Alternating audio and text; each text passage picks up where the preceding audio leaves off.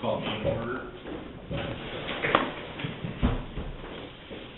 pledge allegiance to the flag of the United States of America and to the republic for which it stands, one nation, under God, indivisible, with liberty and justice for all.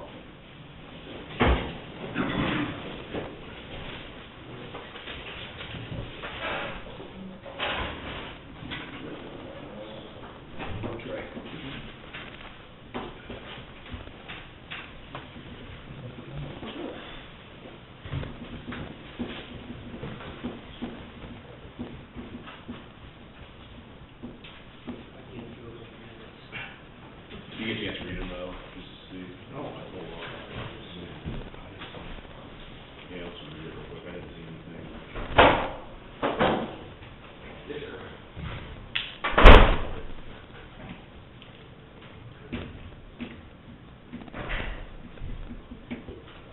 We voted you alternate though. The key game.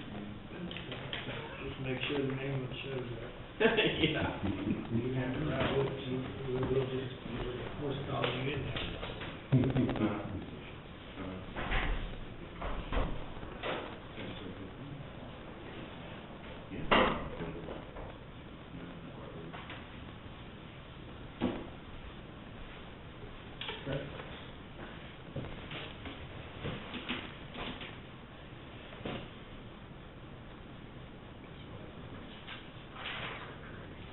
I don't see any changes.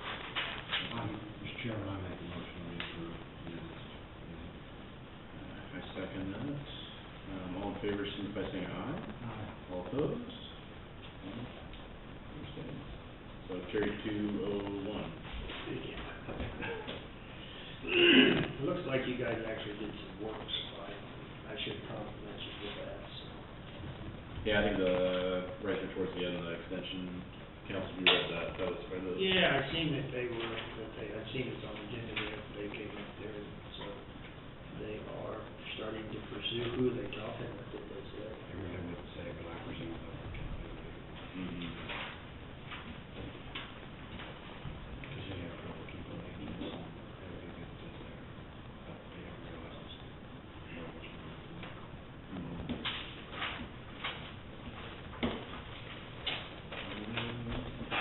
As far as like committee reports, the only committee meeting I've had in the last week was, Project Concern, so. Yeah. No major changes, they're winding down with their fiscal year, so I think they're expecting a bus, we deliver a new bus through KDOT transportation, for two. No, that hasn't got in yet. No, still not here. You finally have a corner. Yeah, just barely. Well, I've got next, I thought it was tonight, but the next Tuesday we'll be meeting our, Multnomah County Health Department will be meeting. We're down where we can now, means we got a part-time CEO hired, we can meet every 2 months, so we're in good enough financial shape, we don't have to meet every month, pay all the bills and stuff, so. I don't know, last year that, I'll try to get that, I'll get through here. We turned around $350,000 a year, so. Big change. Any further than that, we would move on to the agenda, West End. Yeah, first was.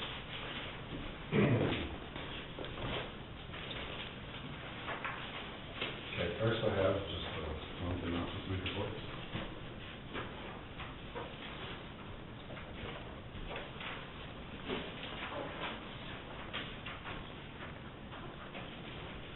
Second, for the bids with, for the fiber meeting AT&T out in the right of way, the first bid we have back there was Gerber Electric for $1,500, and AT&T called us and they want our interfiber in by October 8th, so they can start their run, they won't start their run until ours is in. Gerber can have it in by the 8th, and it's $1,500. Hickman, we're still waiting to hear back from them. Gerber's $1,500. I'd like for you guys to say, when I finally hear back from Hickman, if he's lower, then we'll go with Hickman, or otherwise we'll go with Gerber, and I'd like to approve that so we can get it moving. We're not gonna wait until next Tuesday. Yeah, we won't meet there next Tuesday. Correct. So, either this one or wait until the minutes, but let me say yes to one of them. Giving you That's coming out of IT. Okay, so giving you authorization to not exceed a bid in the amount of 1,500. Correct. Let me ask you this, what if Hickman comes in lower, but he can't have it by that? I would like to have it in by the eighth, because if we hold up AT&T, and they're, okay, you didn't meet the deadline, so now it goes into the list, and it could be 3 more months. How do we ask for the proposals? But if you, Well, I mean, we asked Hickman to give us a bid, and we asked, Gerber, did it. can walk through the proposal. and when are they supposed to have bids to this? Because presumably now Hickman knows what Gerber's bid is. No, Pickman doesn't know. It's in a public meeting. Does not. It's gonna be in the minutes. He's supposed to have it to me today. I would just wait, if you get that bid before we close, bring it up, Okay. This way around? come back up, and then go back, we'll give you authority in it. Okay. All right, that works. I should have it before he sees that, so. We never sent like a formal RFP proposal, I mean, it actually is, it's under our threshold, to require, so. I just always get bids, because that way you make it. Sure. Now with the deadline of AT&T on October 8th. Some of these chemicals that's already out of season, will you return them, or will you just Keep it holding for the next year, but we won't have anything, that's left over except for Plasto, which is what we use our, Okay. so. And then we'll take them off next year's bid. If we have a carryover from this year, we'll take that amount off next year's bid. Okay, and then, this is just an FYI on the ambulance building and what our costs will be outfitting that building, when we do get it built, just so you don't have any surprise. And these costs were me researching on the internet and using what we did to outfit the ambulance building out of Michigan. So, and then the stuff above is just a list of where I'm gonna change these plans. Roger was supposed to have some plans up here for me to show you. But apparently, he ain't gonna make it. you can go through that place that I give you the number on this office furniture and save your back. Go through which place? That place I Which gave place you. you can't say? Correct. You could cut that in half or maybe even a third. Correct. And this is just what we spent on the other one, because you hadn't told me that place yet. And so I was planning on using that place, but this is just a dollar amount of what it could cost to outfit it. So not definite, I'm just an FYI, so when we got there, I'm like, wait a minute, where all this Was goes? the refrigerator out of the trailer you come into this? In the trailer? Is there a refrigerator in there? I think so. Okay. I don't know what size. Okay. This is just a rough list. Just a rough list, okay, prices that I found on the internet, and prices that we used. Like the twin mattresses, we bought those here locally, and that's what they cost, when we bought them for out there. Same with the frames, desks, we bought from Reliable, so that's where I got that price from, but we'll be able to place them in the city a little far cheaper. So it's just a number for you to know, so when we get to that point, you're not surprised.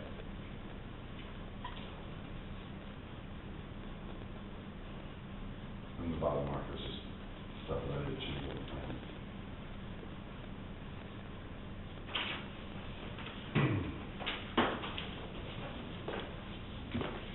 We had asked Roger, when he was trying to do this, to come back with a couple options like a Cadillac plan and a Chevrolet plan, and we'll kind of go through it. Okay. The wants and the needs, sometimes you're totally different. Correct. Well, I think our thinking behind this is, we definitely want to get everything functional, but if, you know, for example, that exercise room, we had planned if we had to, or something, I mean, Correct. to me, it's fairly important to try to stay within our the budget that we've got, so we don't have to go far more. Yep. And getting it, to me, our functional needs for the time being, because as we go into new budget years, we have to add 10,000 here, 10,000 there, do something we can add on, so Yep. that's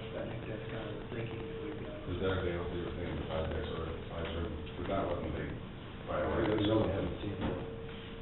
No, that was the only thing that, jumped out at me, and then, of course, I think they're gonna consolidate, the rooms, rather than be single, they're gonna make it, maybe two rather than five, so, sleeping quarters. So you're gonna do a male's room and female's room? What happens when you have 4 females on duty that can't fit in that room? And no males? Or 1 male? It's a bum bed, I guess. Are they gonna have a set shift like that? We have far more women now coming into the service and those can't cohabitate. So you're gonna have times where there's 3 women on, 1 man. How many do we have down, how many do we have in the station? They have 2 bedrooms down there, and they're, Is it just 2 bedrooms? there is just 2 bedrooms. And then you may have 4 people sleeping in 1 room and 1 in the other room. I have other reasons of doing separate rooms, and I've been to all of the different, stations around here. And correct, you should be able to get 1 room for males and females, and that's what I did. Well, all the cost would be the beds, the bedroom, I mean, we're not gonna put a TV in every room. No. So So that there wouldn't be a whole lot of cost. So your only cost would be 2 walls that are 10 foot long, and you're talking $250 for the 2 walls, maybe $300, because you're talking 8 2x4s and. Yeah, well, if they get to, the cost, the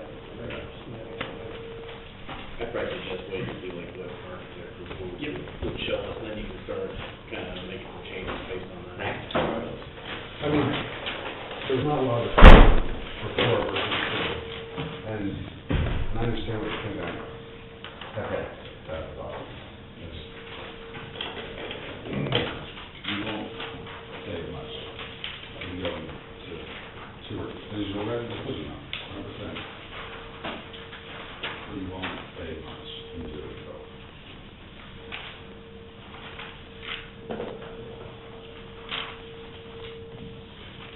You've already taken 1 bedroom, I thought the original was 5 bedrooms. Originally, it was 5 bedrooms, but the whole time that this 4th one, or this 5th one here, was going to be the bedroom. It was going to be the, it would be locked bedroom. And it would leave you room for expansion if you ever did have, say, 2 ambulances on 5 cars, and you have enough bedrooms, we'd have to move the bedroom somewhere else. But the whole intention the whole time was for that to be the bedroom.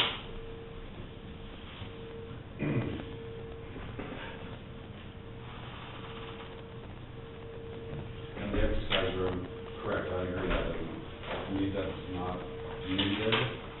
But one thing you'll have to do then is you'll have to turn the outside wall of the bed or the supply room into a firewall. Because if this wall going across the whole building, that has to be a fire rated wall for the last 2 hours, and nothing magic. 2 hours. Yeah, so that's the only thing that'll change it. You can delete that room and turn that outside of the bedroom into a fire rated wall. So you'll have some added costs and some subtractions there. But you'll have to completely put it. You know, I got your back, bro.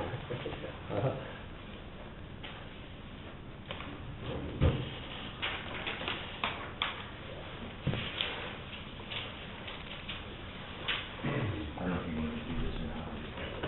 Sewer. Yeah, the sewer is changed also, Rob, go ahead, you actually went on something. Sewer situation, I'm gonna give each of you a kind of a layout plan here. Not everything is labeled yet because this is in the preliminary stages. I met with the city, a week ago to go through, locational information. The green line that you see on there is a, gravity flow sewer line. And we can get to it by starting just east, probably from the southeast corner of the building. We can dig down right there and tie onto our line and probably run parallel to the east wall of the building all the way to that green line. That's all county property, and then there's an easement just off of the county property where the sewer line is located. So no high pressure line, No pump systems So required. you don't need my, mineral pump then, do you? And the city is gonna dig down, locate that line for us so that we could look at where we could get into it, and then we'll look at how to dig from there on back to the building to tie in. consider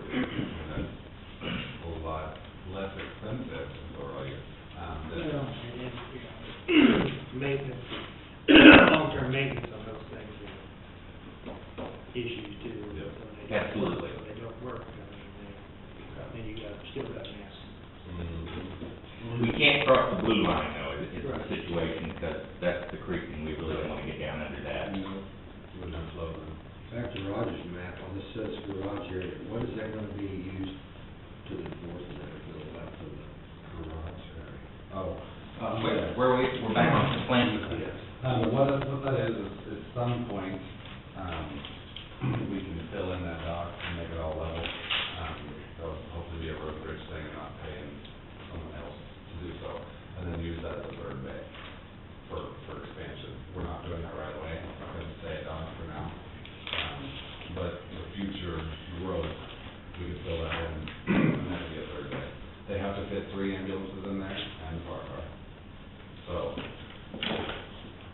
And you got that room there to go. and you have enough room to do so, yeah. I did also bring you a photo of the front of the building, so that you can see where those doors are, and also the interior of the front of the building, so you can see where the doors are located there. There is only one door, there's both a sliding door and an overhead door, This would make sense. in that one bay, but the other 2 bays, currently are both closed. Correct. But you'll be bumping that whole wall out to the very front of the building, Yeah. so, good amount.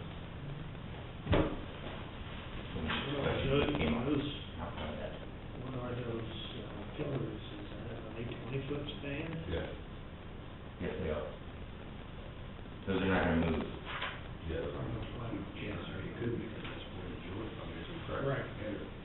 correct. So we were figuring 2 16-foot doors, and then they would maneuver around to get in 2 16-foot doors. Because they're not gonna move pillars, they're not gonna change the structure of the building. I don't know if we could, we could try to, but try to change it. Anything can be done for the right price.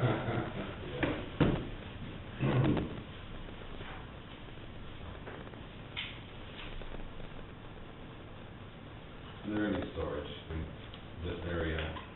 They can use storage over there in that garage area until some point in the future we level that dock off and make that a usable way. I think, yeah, I'm quite convinced that there's plenty of room out there if we just make use of the space wisely. Correct. To me, the kitchen area is small, what's that room to the right before the kitchen's got laundry? The room, like if you go to the training room, that is your day room, so that's where their TV and furniture is, that's where their day room is. Where's enough room for, oh, that's an island where they're. That's an island that comes off of the countertop before bar stool where they would eat, and then your kitchen is small, but it's not a house, you know what I'm saying? It is a small kitchen. Well, I was thinking this kitchen area where they eat is pretty small. Yeah, yeah, no, you have an island there with a bar stool, and not an island, but just countertop comes out. I'm showing 5 feet between cabinets. 5 feet between cabinets is usually customarily the size that works pretty well. Now, it's not a big country kitchen that's gonna have several people in it, but if you have 5 feet between the cabinets, you can usually manipulate pretty well. And then the area just below that has the couch setting in it, that area is roughly 12 by 16, which is still a pretty good sized little. Well, the reason why I think Living area. it looks like to me the reception area, which to me is bigger than the kitchen area, if that flip-flop. The reception area, the reason it is that is where, we call it reception area, but that'll be a billing office slash paperwork slash HIPAA compliance office. And so there'll actually have to be a counter built across that with a lockable door so people can't get back into that area. So if in the future, if the county would ever run the ambulance service instead of text, and their building office in Holton, you would have a building office there.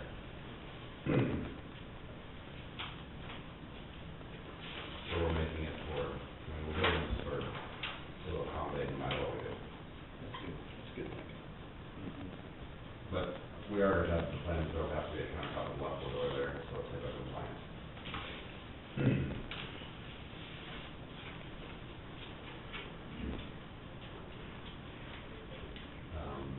One other thing which hadn't been gone through before, but that door between the 2 buildings right now, there's a large overhead door, and that door is gonna have to end up coming out, and that will have to be 2-hour fire separation wall. You've been in there, right, having your door open between the two, patio or? First one, I mean, I hope that we would declare a bid that we always have, in case somebody had use for. I hope you use it for the front of the building. It's a large 14-foot door, but there's no reason we couldn't move it up there. You could, it's too hollow, but you can get. Take out one of your You can get, one of those. you can get rid of panels. the Yeah. panels and use the front, because that door's still in perfect condition. Absolutely. It's been sheltered. Okay. I was planning on reusing it, just taking off your top two. Well, I was thinking that same thing was out there, that would be something I want the construction, if it does construction, to throw that on C and D and get rid of that. because- I already have a note on this set of plans, which I'm working over, that says remove garage door and retain for reinstallation on west wall, so. Good. So, yeah, I was planning on using it. Because it's still in perfect condition. Probably haven't been used too much.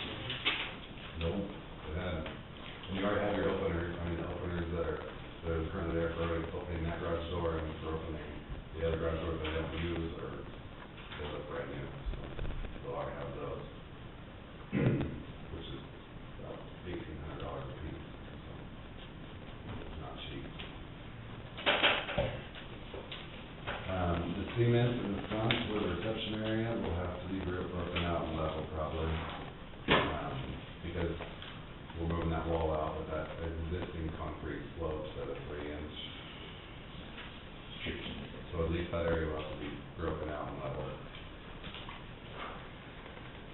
The rest of that, you're just gonna do like you did at the gas station, paint the floors, I presume that's. Just in the offices and, bedrooms, the actual bay already has steel concrete, so that'll stay that way. But in the offices, reception room, kitchen, bathrooms, all that will be that, epoxy that we did in the implementation.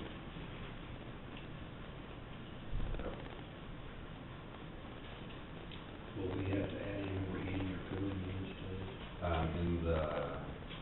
For the offices, bedrooms, and all that area, you'll have to add a central heat and air for that.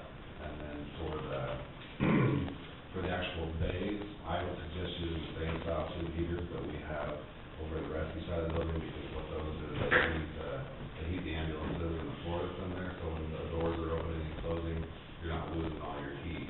So whereas with an overhead furnace, the door opens, you lose all your heat, it closes, and that furnace works hell off to try and brew the heat. If you use a tube style, what's it called, tube style heater, it's radiant, thank you. Yeah.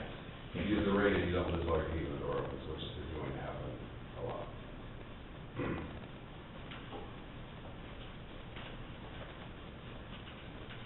Then we have an overhead furnace that's in there currently that we can take out and repurchase somewhere else if needed.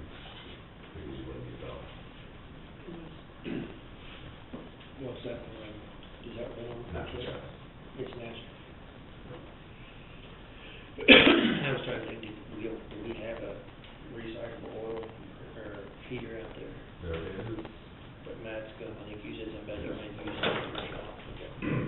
The overhead furnace, if we want to repurpose it, is not just we building, we can take it because the overhead furnace they have is, old and not very efficient, so we can repurpose it out there if needed. Do you have any other questions? I mean, we're not there, we're not too big yet, but Right. just an update for you. Well, we're getting there, we're getting closer. Do you want me to give you an estimated price on what it would be to have 2 bedrooms versus 4? You know, whatever you guys want. Just know that a lot of people You think- should go to a contractor, maybe go to. Yeah. I guess you can estimate it out, just to see, but you're probably right, I mean, it's probably not gonna be earth staggering, but, so, hoping. I don't think in Miami County, Buffalo, and some of them, yes. But, I don't know. I could see where you need to put that in where you got male and female, but if you had all male, like, but we're not talking that much money. Couple of extra interior doors and, a couple of partition walls. Yeah. Is about all you're gonna run into. It won't be low barrier, like that, maybe just you guys sit next to me and I smell like a freight train, my wife probably wouldn't mind. So. You're supposed to be out there ready to go out that door and see if you're.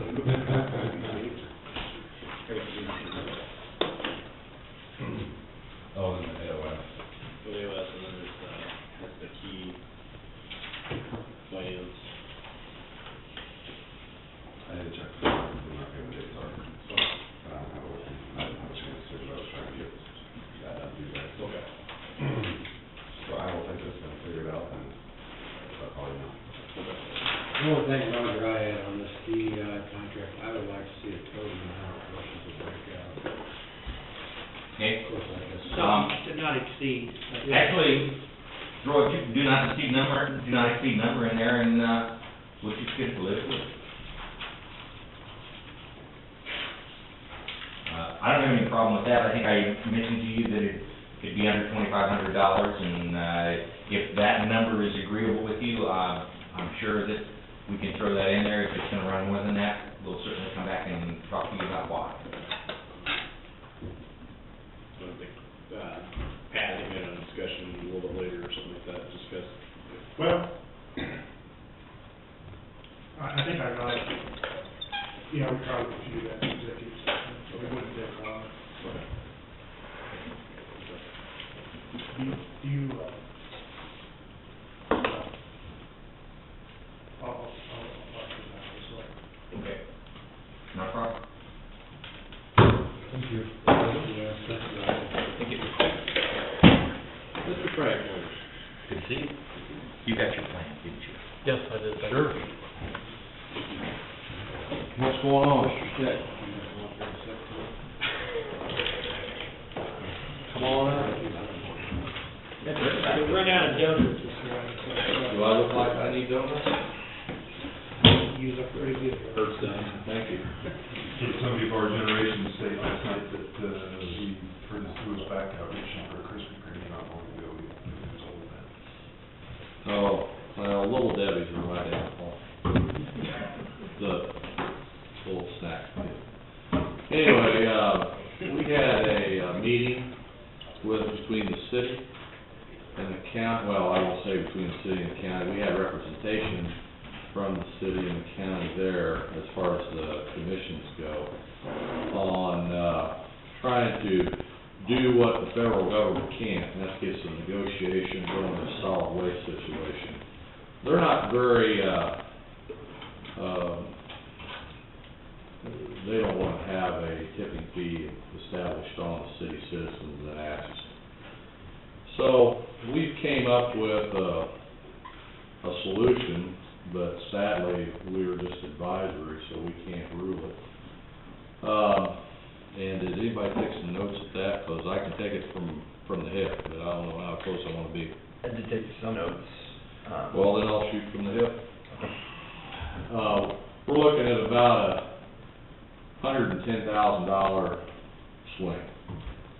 With that said, we kind of determined that, and correct me if I'm wrong on any of this, if you eliminate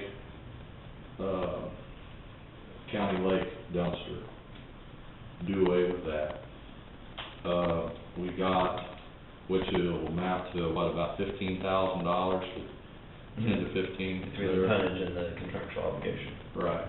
So if we do that, and I'll give you the zinger at the end here.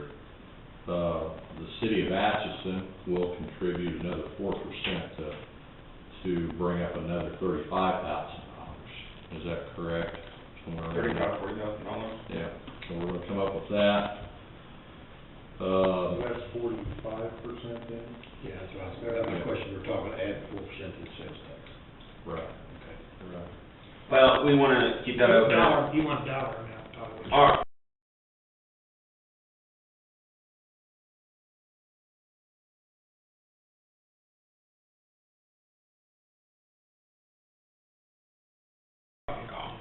Our thought was that that's paid through some sort of tipping fee.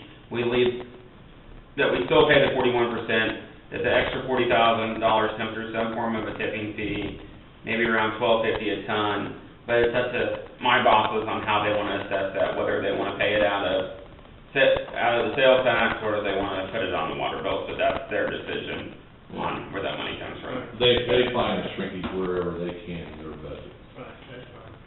But the real thing might be a little hard to swallow, Well, I mean, and I think, but we talked several different ways of finding it, but it's finding another $50,000 in the budget. $25,000 looks like it could easily come out of capital outlay. And the other $25,000, there's some suggestions to get there. You know, I could find it 3 or 4 different ways, but, you know, to me, that's up to you guys, how you guys get there. City of Effingham, their contribution was gonna be how much, 21,000? Is that pretty close? With their total receipts that they get from the sales tax is $50,000-$60,000. We're right at 50, it's Right right at at 50. 40 to 50, it just depends on what it is, you're right, you're close. If they just keep their money, you work out a deal to lease them that land out there for $1, they take care of their own collection and distribution of their trash, and we only have one transfer station. It still allows them to keep their money and pay for their, whatever they're doing out there, however they keep it open. That was one suggestion, which will get us to this $100,000 to $110,000 threshold, that seems to be a big problem. So that was just a suggestion, unless you've just got an extra $40,000 laying around, just wanna do it. I think a lot of their feelings are that, and I understand, but, they haven't been involved in the last 8 months trying to get this thing straightened out. But, they feel like the city of Ashland is the only municipality paying essentially twice, I guess. And I believe that, the other entities, however they get their trash collected, I have no idea as far as that goes. I know Muskota pays like $2 a month or something for a guy to go around with a wagon, pick it up and then take it to the transfer station. So, Yeah, we're about to take that there. you would. But, you know, the whole thing comes down to is we still have a fully funded trash service and a fully funded transfer station. And I understand where they're coming from. It would and I can go along with what they're thinking. This was the solution that we have. It would still, you know, the corporate haulers are still gonna have to figure out between them and their haulers on what they're going to do. But at least it's a good faith effort that shows that the county and the city are cooperative in taking care of at least the residents that live in the town. Well, I know time is of the essence here a little bit. You have till the 15th of October really to decide how you want to do that on the taxes, but I can't see that the city of Atchison commissioners are going to go along with swallowing a $108,000 bill on a tipping fee. They want to pass that on to the city residents. Got a question, Terry. The $50,000 that we're gonna give back to the city of Effingham, will we save money there, or is it simply the fact that Effingham is not paying a tipping fee, their residents is not paying a tipping fee, and Atchison would be? Well, Which is? it depends on which side of the table you're sitting on. Okay.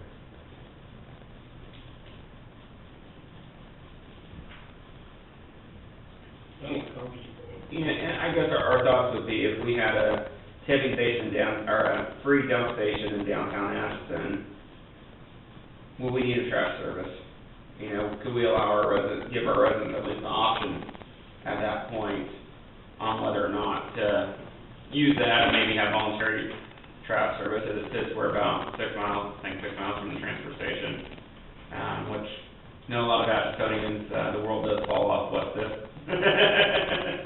They don't know how to navigate those county roads out there. But, you know, it could make a difference if we had a transfer station closely within, right here, as far as how people do business and how we do business. I think that's just part of the concern is that, you know, not only does Effingham just contribute the 41%, their residents have convenient enough access that they can dump right there, and then the county's absorbing all the tipping fee for the cost of hauling that stuff. So I think that's their concern when they look at the overall fairness of the situation. What if the city of Effingham would be willing to pay 75%? Well, I think I was looking at it more advantageous that they, to be honest with you, I don't care what you're here, they would receive more money. They keep more money for their city projects that they have out there. If they wanna initiate or work with, Dale and his boy as far as, more collective, city pride situation where they'll have a little bit more funds to do that. Again, I don't know, I don't understand how they do that in Effingham or Lancaster. I know what they do in Muskota because she told us. And, but I think this will, as far as it coming, I want to make for sure that they have enough funding. To be honest with you, and I've talked to all three of you about it, I really don't want to see it change so much in how we're collecting the sales tax or anything, because it's not going to be an advantage to the county of Atchison. I mean, sure, most of the sales tax is collected in the city limits of Atchison, but we're bigger than that. Come on, we're only a community of 17,000 people, and that's when the college is in session. We're here as residents here and all of that. We need to be somewhat cooperative and supporting, but on the same token, we have to understand kind of where they're coming from also. Mr. Cole, to your question, I'm going to answer from a pure policy play, that if they have ownership, they're going to do the service differently than if you just say, we'll continue to run it for 75% payments.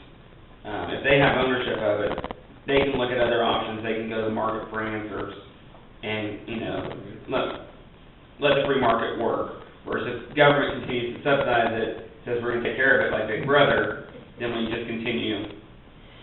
And it's gonna change the dynamics as you close the county lake roll off, how much trash may or may not get shifted to Effingham and, you know, gives them some latitude to transition there.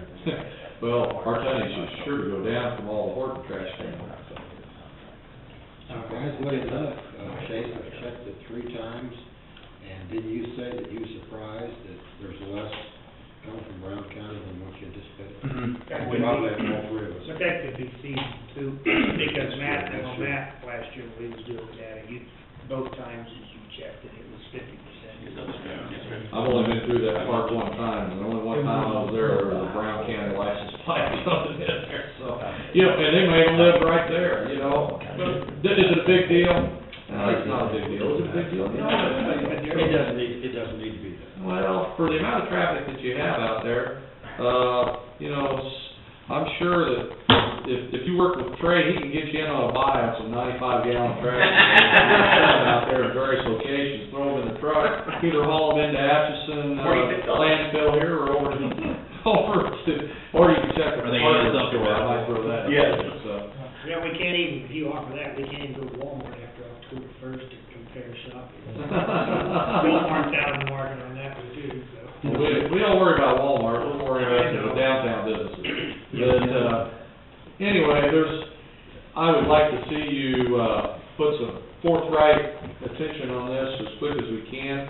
I would suggest, that a nice press release, be released here in the next, 2 or 3 days that we can put out that's proper. And, I think we could, come to agreement that, between these two guys back here, along with the help of Becky Anderson, we could probably put something together as soon as you have something ready to go. The gentleman on the board from Effingham voiced his opinion, Mr. No, Mr. Wagner? Well, he's of the opinion that, if you would close anything at Effingham, the ditches would be full. I'm sure he's fully in favor of it staying open in some form or fashion, without putting words in his mouth, but.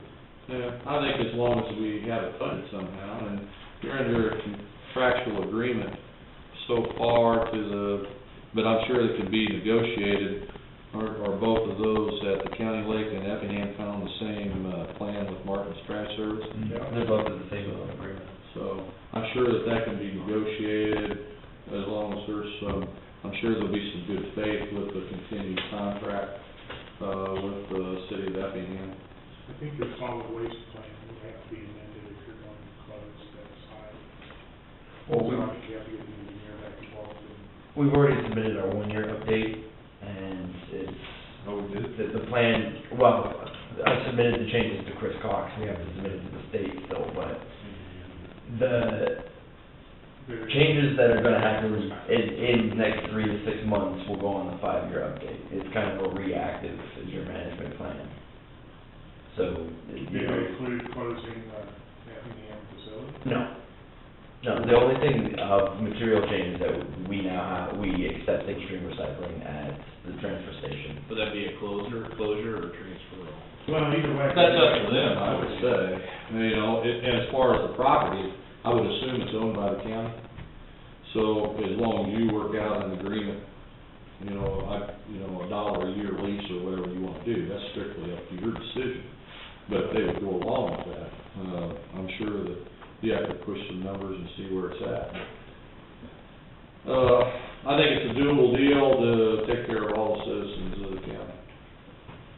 When is Effingham meeting tonight? Tomorrow. This proposal was done in an executive meeting, so we haven't taken it to the whole solid waste committee because of a time factor. You know, it's coming down to crunch time. Our program's meeting time is 9 o'clock on Thursday, but I don't know if we've actually called a meeting of the solid waste committee. I won't be there, so you'll be there.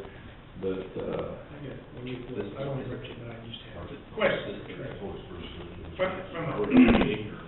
Do we need to have any legal lines together in terms of if we impose a tipping fee, or what you're saying to the city, and that's not consistent with the general Our attorney was there, and he was shaking his head on the notion that it's $12.50 governmental tipping fee, that would be a distinct class, and that distinction could be made. So in other words, we need to classify. You have it separate classes, I don't know. In as much as the city is contributing the 41% to begin with, that's that offset. Yeah, we can understand. No, but I think Yeah. it was Dave's not a consensus that it was legal. Yeah, and I don't know, I mean, obviously, you guys have your own attorney. I have a fallback, it's all semantics, I have a fallback plan if that can't. Well, I just want, there's gonna be people out there questioning that, I mean. but I think that governmental rate would be open to Yeah. all municipalities. And the other thing would be simply falling back to the 300 and, what are we at for? So if we're going to 440, fall back to 332 as our contribution, pull back all 4 cities at the same time. I mean, for the 3 smaller ones, and then, say Effingham, that's more money to run the station with. But that's up to Pat. I mean, you can make it work 1 of 2 ways. The $12.50 governmental tipping fee, to me makes sense, and I can see that keeping you out of hot water with that, but I'm And was it 35 for everyone else? 35 for, yeah. Is the city open to maybe raising that a little bit? The $12.50? Well, that was with that was the numbers based on, You figured out what it costs? when they came up and said, if the city's willing to pay $35,000 to $40,000 extra over the 412 that we've already committed to, that's our last firm commitment was I There were two We- city commissioners at that meeting, and one was more than agreeable, and one that, He would go along, do I think we'd get any more out of him? I think it was incredibly fragile, would be the best way I could characterize You it. can ask. But, I think I got all I could pull out of that tournament. Which one of you brave souls is gonna attend that meeting? I have a problem, as long as you say it's all right. Well, wait a minute, tomorrow night? Gosh, damn, I'm sorry, you're up. No, I do have a work commitment. You can look at my calendar, you can think that's. Well, I will be out of town after the planning commission meeting tomorrow, and I've put off this thing for, too many times, so I've got to leave. I would say the biggest thing as far as the city's agreement is whether we can find that, let's see, 40 plus 15, 55, so we're $43,000 away from making it work. And if you guys say, hey, we can find $43,000 and cut somewhere, that'd be handy. There was $50,000 in the capital outlay fund, and. $141,000 in cash contingent, or in Yeah. and unencumbered balance. Yeah, unencumbered balance, so do you have it? You already got it. But, if you feel like you don't wanna do that, then it's up to you. With Trust regards to. me, we ain't saying, this is not an easy decision for anybody, but, it There's will. some concern about using up half your contingent funds before the year even starts. Well, Unencumbered cash This is on, 2014, I mean, this ain't. 2014 and in 2012, the unencumbered cash balance was only 55,000, and inflated quite a bit over those years, so I was curious about that. The only thing that could change is unencumbered on cash basis is a little bit different than accrual basis, so we haven't taken out all contractual yet, that'd be the only swing. I mean, between now and end of the year, I don't know what that would be, if there's a swing in. The thing in Effingham though, Right. we're giving them the money back to do it. Okay. The way we had figured, right? Were we giving them the money back out of the sales tax so they can operate their own? The money, out there? return their payment, or. Yeah, return their payment, so. And that's They a would be out option there. that doesn't make necessarily everything else isn't contingent on that. We just think the county ought to be out of the multiple transfer station business, given the size of our population. Well, it's convenient. It's convenient. Well, that's, I'm sorry, that's a no-brainer. I didn't know it cost that much. I would have suggested that a long time ago. Well, we learned that last summer, mapping figures. We were passing through a bunch of numbers, though. I apologize that I didn't latch onto that number real fast. We've been watching that, guaranteed.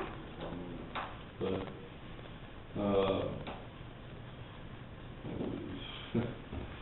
tough times, tough times. I think you guys have done a great job, and I think we're getting awful close to it. Well, we don't Getting want- it balanced. No, we don't. Absolutely, we're advisory only, but, I know you've got some really good propositions and things for us. Thank you. all I know is I don't want to be back up here at this time next year. All right, and I mean that. What if we just This, invite you for culture? not on the same subject, Okay. This should be, I don't mind, and I will along with just about everybody here, we don't mind putting this thing together, but this thing needs to be put to bed. This has went on 4 months too long. 4 months too long. It's, if not shorter. We should be able to have this thing wrapped up before April of 14. So it's put before everybody and their budgets, and we ain't talking about this, but hardly anything come next year, the 1st of October.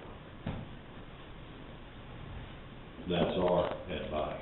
Yes, that would be great to have this done by April for 2015. Well, we'll have, again, we can write off 2012, that was kind of that was heartbreaking. But we've got 2013 kind of ironed in here pretty good. We've got some pretty good numbers to go by, so we should be able to, by the end of the year, I'll say the first meeting in February, we ought to be able to nix this thing and get it done. Yeah, well, and the more months we get in, we all know that there's a lot of different system changes coming on in 2014. The more data we collect, the better numbers we can probably generate out of it. How are we gonna deal with this if this sales tax goes from $1.3 million to $800,000? Right now, this is a one-year agreement, Commissioner, so I think. You happy with the 1 year, I mean, I think.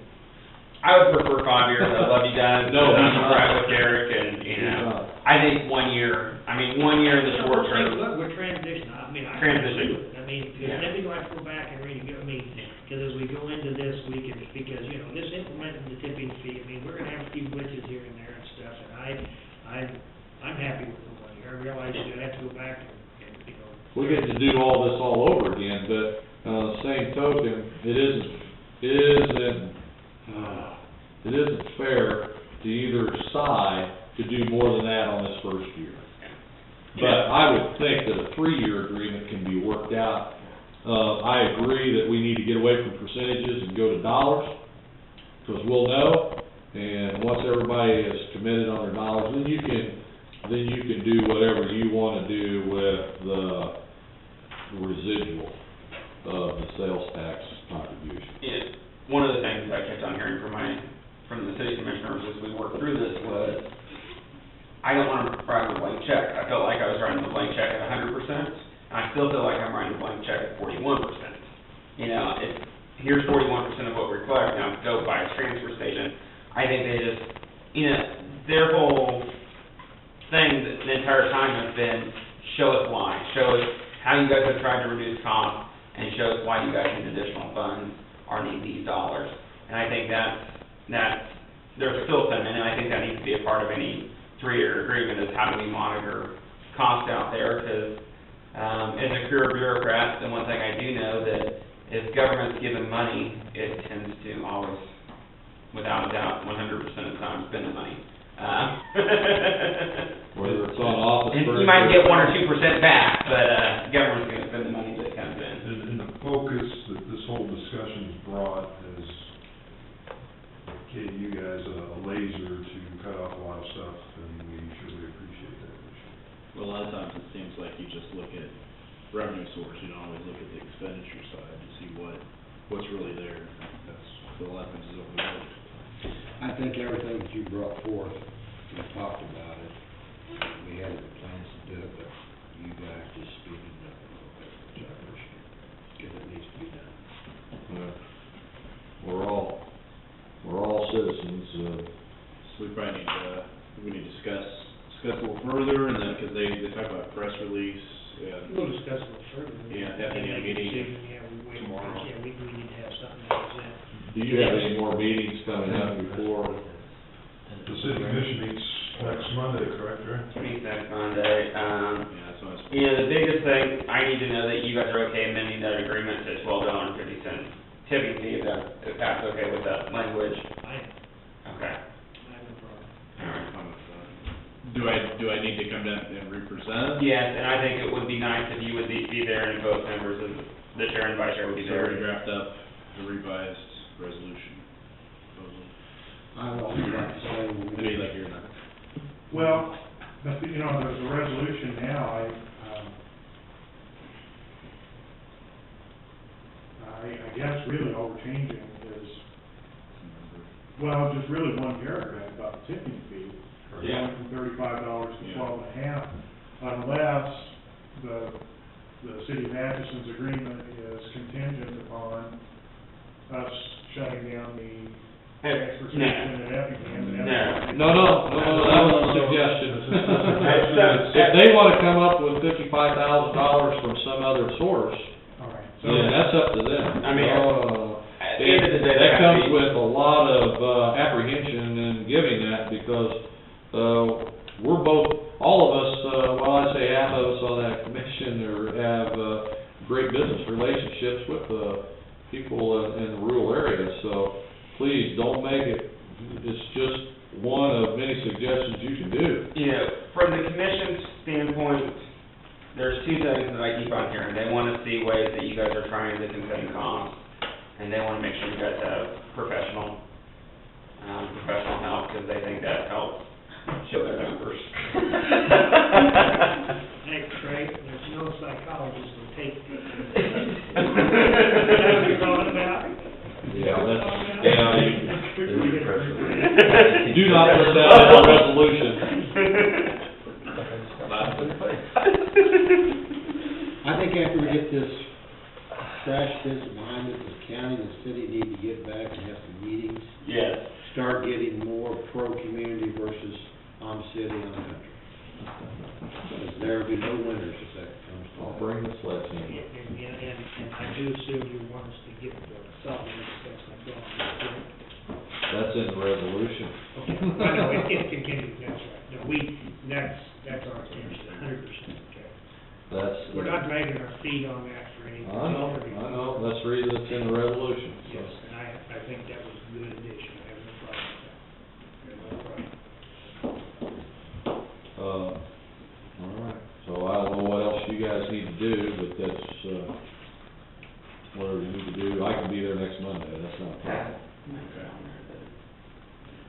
We just need to make a change in the resolution, probably discuss a little bit, and then have him change the resolution, then we need to probably issue a press release here by the end of the week. If you would, just, in my opinion, whatever you guys, just work with Trey on that, because they're profound in doing Well, we it. need to get it so they can review it ahead of time. Either way, Ready to go. make it cooperative. So does this, are you saying that the solid waste committee needs to be disbanded? No, by statute, it needs to exist in perpetuity. No, but we are We gonna go only, we on, only wanna meet once a year though. but we are gonna go on vacation until the first of the year, once You this guys, is done. you guys are kind of the same shoes I got thrown into on our multi-county health department, and these are back to the work. Yeah. We would have to be every month, and now we're down to 2 months, and we think we can do it 3 months, because we finally, but I mean, you're in the same situation, we appreciate you I having. figure we can go dark until the first of the year, so we've kinda done our job. Yeah, I think you need to meet more than once a year. No, No, but just for the less first of the year. often though. I think we work really hard the first 4 months, but once it gets into budget preparation time, I mean, we need to put together, just like any other department does. We know what happened last year, we can finesse those numbers, we know what's kinda going on. Just for your information, I mean, I think our goal, what I understand is we got the scale, once we get that all set up, we're going to have at least 60 days of some trial runs, and we're collecting data all the time, so that's shortly after the first of the year, would be a good time for you guys to meet, and they should. Absolutely, absolutely, you know, I think that will happen. Right. As a matter of fact, whoever the chase is for that job, I'm sure we'll be doing that, Well, but, up to right now, it's still Matt. or Matt.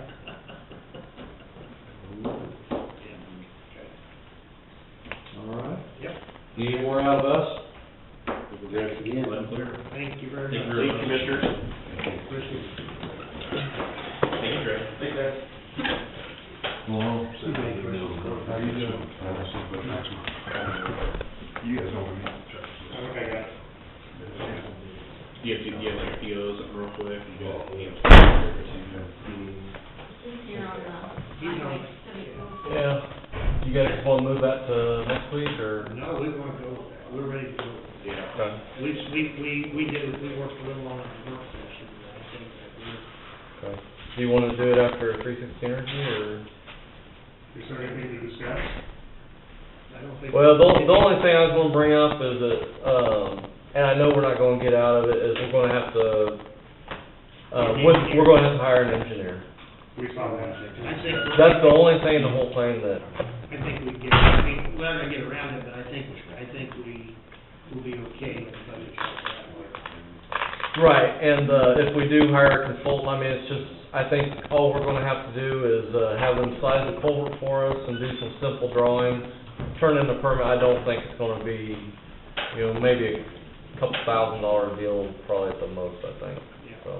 That's what we discussed earlier, so with that in Yeah, mind, let's what they're actually doing on that part is they're just protecting themselves Yeah. so that they don't have to pay anyone. We got Exactly. language, good business. I had a call on the bridge down there, 266, where it got bent out in orange paint. Yeah. Mary Jane said,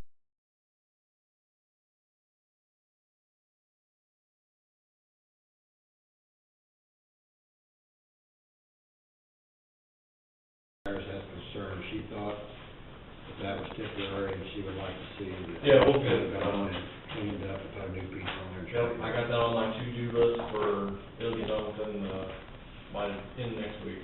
Good, okay, that's all I have. But I don't know if do you guys have a copy of this? Yep, we got a All right. copy. I made copies, so I'll recycle it. If you're happy with having Dean's hands here, we can approve this with, after we get done with that, because you're gonna Okay. be here anyway, so. Yeah. All right.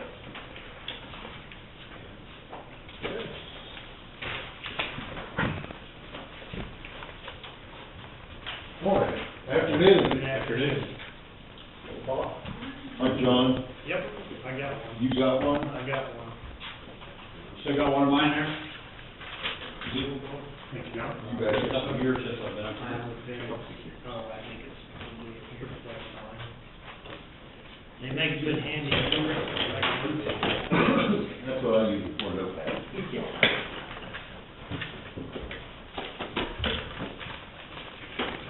Well, to give you a little update on where we're at, permitting's almost done, drug out, it's become very long and tedious, but we're through that phase. Now scheduling of the plant, of the board to run the plant, we need to work the road out. Going from the highway to the site.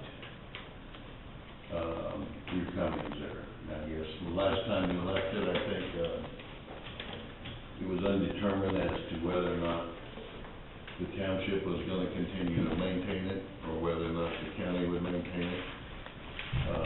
The offer is still good for 10 cents a ton, user fee for the road, and we will initially, widen the road, rock the road, do whatever we need to do in order to get the road up to a good condition, you know? Okay. And I guess from that standpoint, where are we sitting now? I mean, what's everybody's thoughts on it at this point? I would say if you fix the road up and everything, but I don't think township, can you afford to keep that up at 10 cents a ton? Well, I'm not sure, are we sure where we're going with the road? Yeah, because the last we heard, you guys weren't gonna let them come through Cummings, Right, whether we have to go off, whether we, so it depends on which road we're talking about too. I don't think we was, you know, I know I voiced my opinion, I don't think the whole commission was ever taking a definite role as to whether or not the route and stuff, you know, I've looked at it twice, I have my preference, but I have to get somebody else to agree with that, so.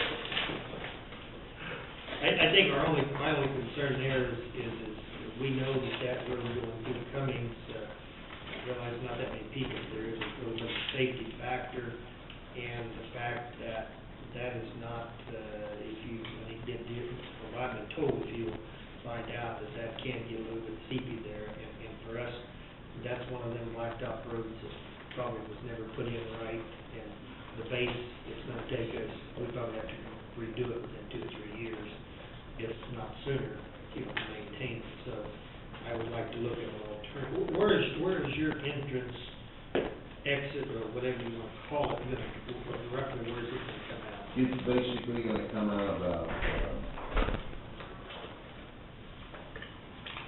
600 yards north of the north intersection, the T intersection.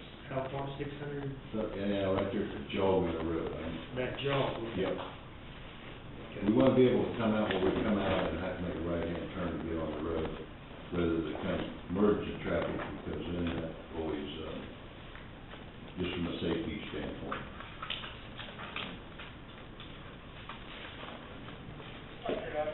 You know, we drove that route, there's no bridges, except for the one new one out there, along the highway, that's on the bridge, and it passed away. Which bridge you talking about?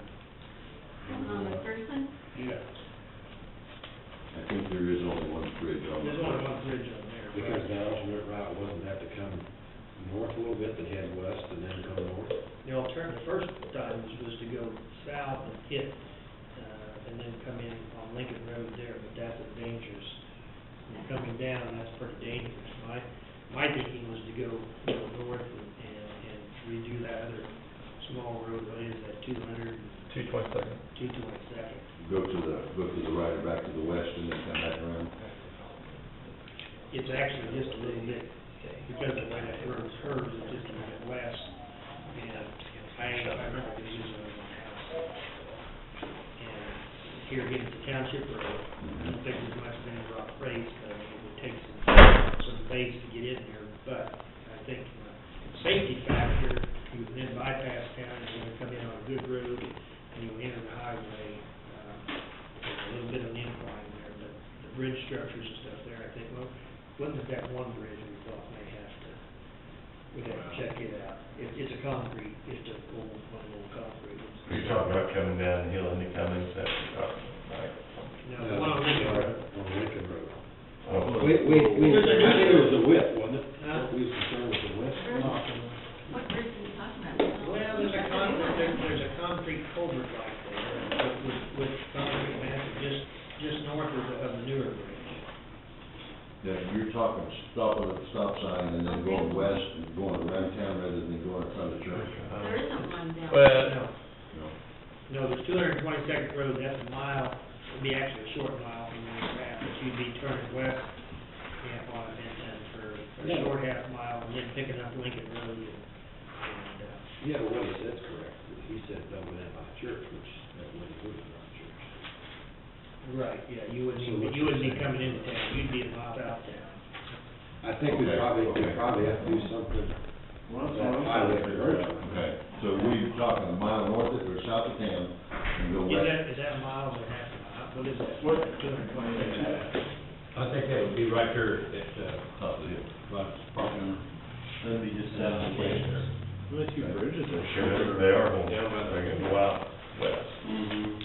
Well, that's what we're Got doing. two bridges, Does there's that township like that, or don't like that? We're not, I'm speaking on, north, as far as going out south and west and coming back north, we're not too excited about trying to help keep that. The 214 to Lincoln. Now, the 222nd, that, if I'm not mistaken, is mostly dirt, and there's just a little gravel on one end of that. Well, that's what we're just saying, Colin, that Yeah. I think that's gonna take a little rock base, I mean, it's gonna take a little. Well, that's, That- I know, until like 2 years ago, that was a dirt road. yeah, and it's just partially gravel. When we put the bridge Okay, in I see. on Lincoln All Road, right.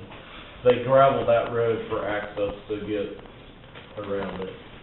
I know from our standpoint, and just looking here, this is 2011 numbers, I don't have 2012 because we had personnel change, but 2011, Lincoln, we put 454 ton of rock on, and McPherson, we put 400 ton of rock on. That's just for the township members driving on it. So as far as you asking about the 10-cent royalty, I don't know how much you guys are figuring on selling, and then, you know, that's gonna be one of the things that may be, in a year's time, that may not be enough, depending on how much we have to put more on it. That's, you know, we're kind of going into it blind right here. Right, and I guess, in that sense is,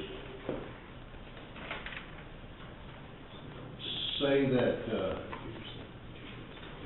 if you put 400 ton on there, well, you're not gonna not put that 400 ton on there, you will put that 400 ton on there. Plus how much more. Right, and if it takes an additional 400 tons, and I don't have a problem with a minimum amount, dollar figures, if it takes, you know, if you sell 100,000 ton, you're looking at $10,000.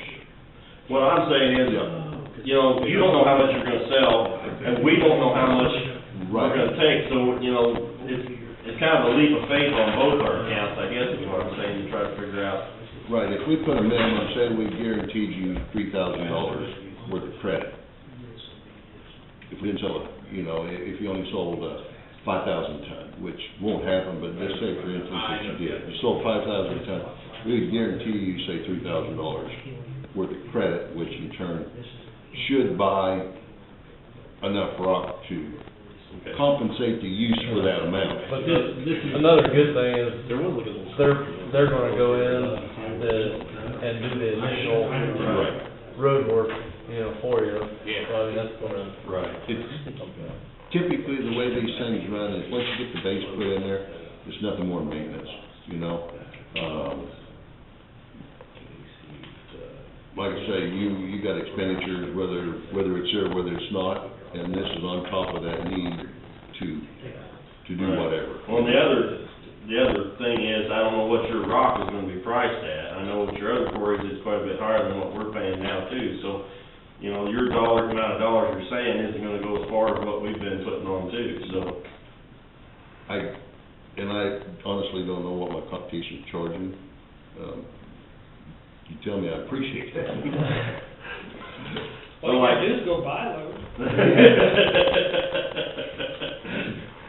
I can haul out there and put it on the road. There you go. Yeah, you better buy the first loader. We're getting closer, aren't we?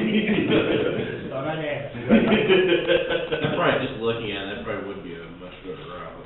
That's what I was going up. Safety issues is what I. 222nd up to Lincoln. They come out of south of Kings and then come up. Well, that makes sense where you're coming out. Yeah. From McPherson. They come out, we're And north. you go up, Right. well, I'm not sure where we're at, you're gonna put some It'll be, well, that's what, not that, the corner should be a mile. See, we cut through there. Okay. They're gonna come out. You're down towards the southern end. But you're not gonna, Okay, so, you're gonna have almost a mile. No, I was getting up here right here. Oh, okay. so basically, it just looks like And then a from possible there, proposal route is north on McPherson to 222nd Road. There's gonna be a bunch of trees here. Yeah, it's a very short half mile west on that road and then north, Right, right, on Lincoln, 1 mile, then north on Lincoln. yeah. Because Lincoln is, I mean, it is a pretty good, well-maintained road, too. Would that approach to the highway be ours, or would that be the state's? That's KDOT. They're gonna have to do something there. I was gonna say, that was two issues, that was one issue I said, and then I know after you get over to Lincoln and start north, there's quite a few trees that may have to come out along there. because- KDOT's got the right of way basically to, To the new bridge. not to the new bridge, just to where our road comes in from the Oh, it west. comes in from Cummings that side. Yeah. You got more residents on that road, which I'm gonna come to Yeah. that way. Well, that's what he thought, I think, too, but they're cutting across there at Kings. There's been talk with KDOT numerous times about doing a joint project at that intersection. It's an odd intersection, it's got I some know issues going on. when Russ Eckert was on the board, he pushed and pushed, and they about had it where it was gonna happen, and he got off, and then it just kinda, nobody pursued it. Go for it, sign this other agreement, put that in this other agreement. I know just to pick up in a gooseneck trailer, it will almost touch your hip. Our roadway drags coming out of there. And it's hard to get started with oncoming traffic coming too. It's coming around there pretty good. Yeah. Coming over the highway. So is your, I know you guys had talked initially about possibly October, what's kind of your timeline as far as when you're thinking you're gonna? Well, we hope to, you have to start doing some site work, 2-3 weeks. Okay, so your KDHE, Right. everything's. We're in the final stages of that, and just waiting on the final approval for it, from the KDHE. Like I say, we wanna get in and get it stripped, get the roads up before we do what we gotta do. Who's gonna I'll bring some rock from Atchison, or from our Moon Creek quarry over and do what we need to do to get started, till we get some material on the ground and then get it put on the road. And you drilled this, this route that we would probably need, before we make any final, do you guys want to look and see? Yeah, because I think each one of that corners is gonna be, That short road where you're gonna have to do the most improvements. That half mile, you're gonna have to do some. on the east-west road. Yeah, that 225. It's gonna take any road that you do. But that's where you're gonna have to make the most. Right. I know that road has got, because I think we did most of the tree work, or Alan did on that road. The trees are gone, I think it just needs a little bit of ditch work and some gravel. Now, like I said, I know once you get on Lincoln, there's quite a few trees that are out in the road that need attention. Well, I tell you what, we can go look at that. I'm not against that, provided we get around the corner. You know, that's probably the biggest issue is, There's gonna be some grain haulers that haul rock. The elevator's sitting across the road to the north, there's gonna be some backhauls going back, you know, to wherever they're going. And I know that we gotta be able to get them trucks in and get them out, you know. I watched, grain truck, local guys there pull off of that corner, you know, and he was in one ditch on one side, ditch on the other side. And I know that the easement for that road is probably where it is. What's your guys telling you in the longevity of this car, how much rock's there, how many years? No, there's 20 years worth. You're gonna be there. We're gonna be there for a while. Well, I think maybe we need to be talking to KDOT and get to work, because if nothing else, they ought to be getting some signs, I mean, that there's trucks in there, you know, because they come around that, so there's a little notification that there's gonna be, you know, trucks entering the highway there. It's gonna be dangerous. There's already been several accidents there just with vehicles, so. If my memory serves me right, when you come up on there, it's kind of about half blind, Yes. going from the west. Right. Right, it's because like you said, Colin, it's the trees, Mm-hmm. it's trees, and it's kind of on a bend there. Well, you're down low and the highway's up high, they can't see you when they. You're at a slope too, it all slopes down through there, whether you go through Cummings or you go over on Lincoln, it all slopes down. It's just a bad place for your down quick. It's a bad place to get on the highway, yeah. Get out, anything. On an option two,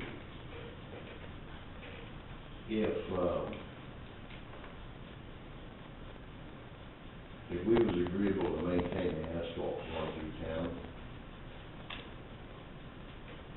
whether it took overlay, whether it took whatever, would that be an option?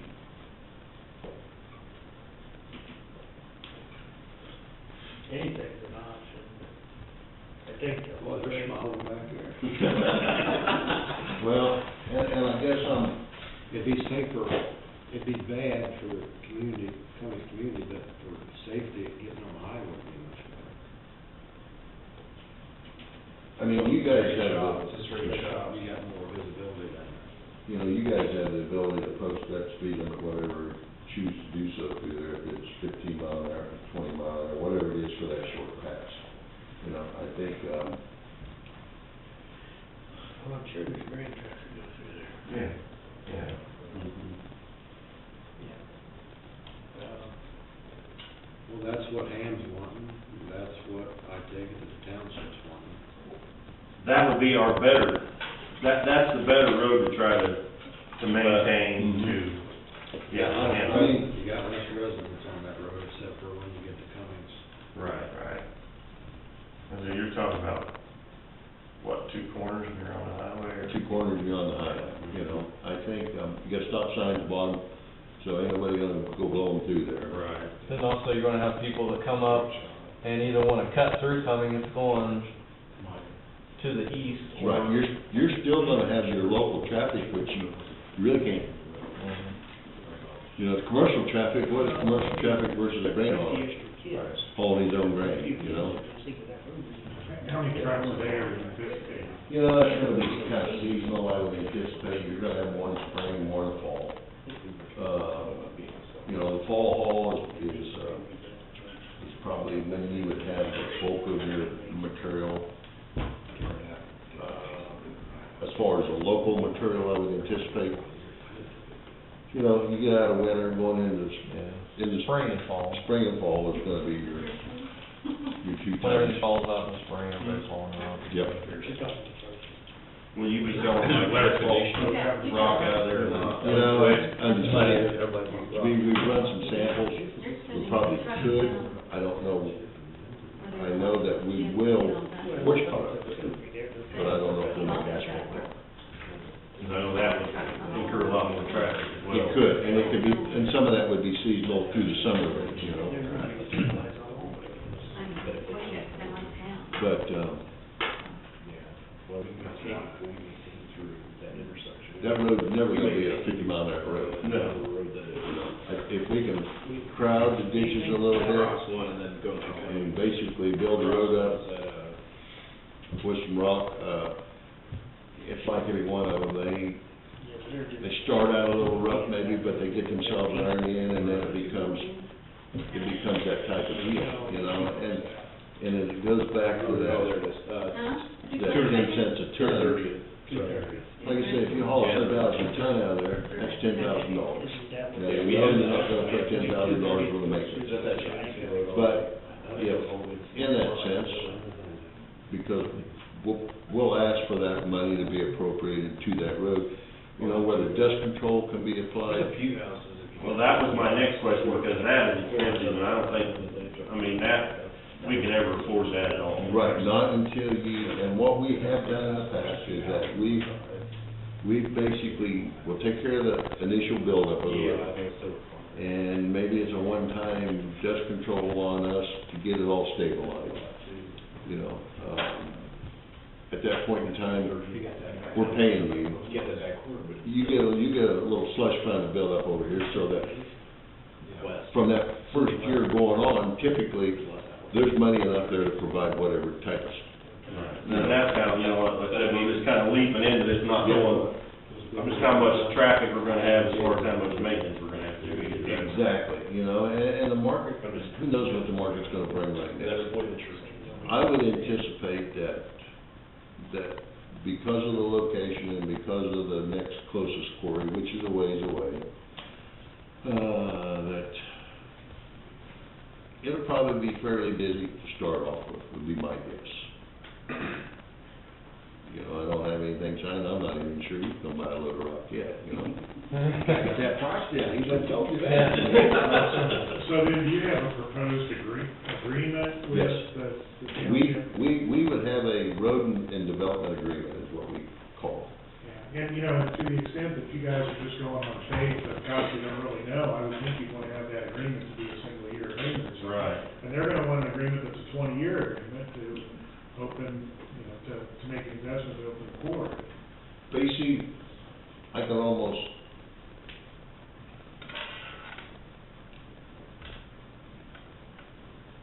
if that money isn't secured and you don't use it from the first year on, it'll never be a cost issue to the township.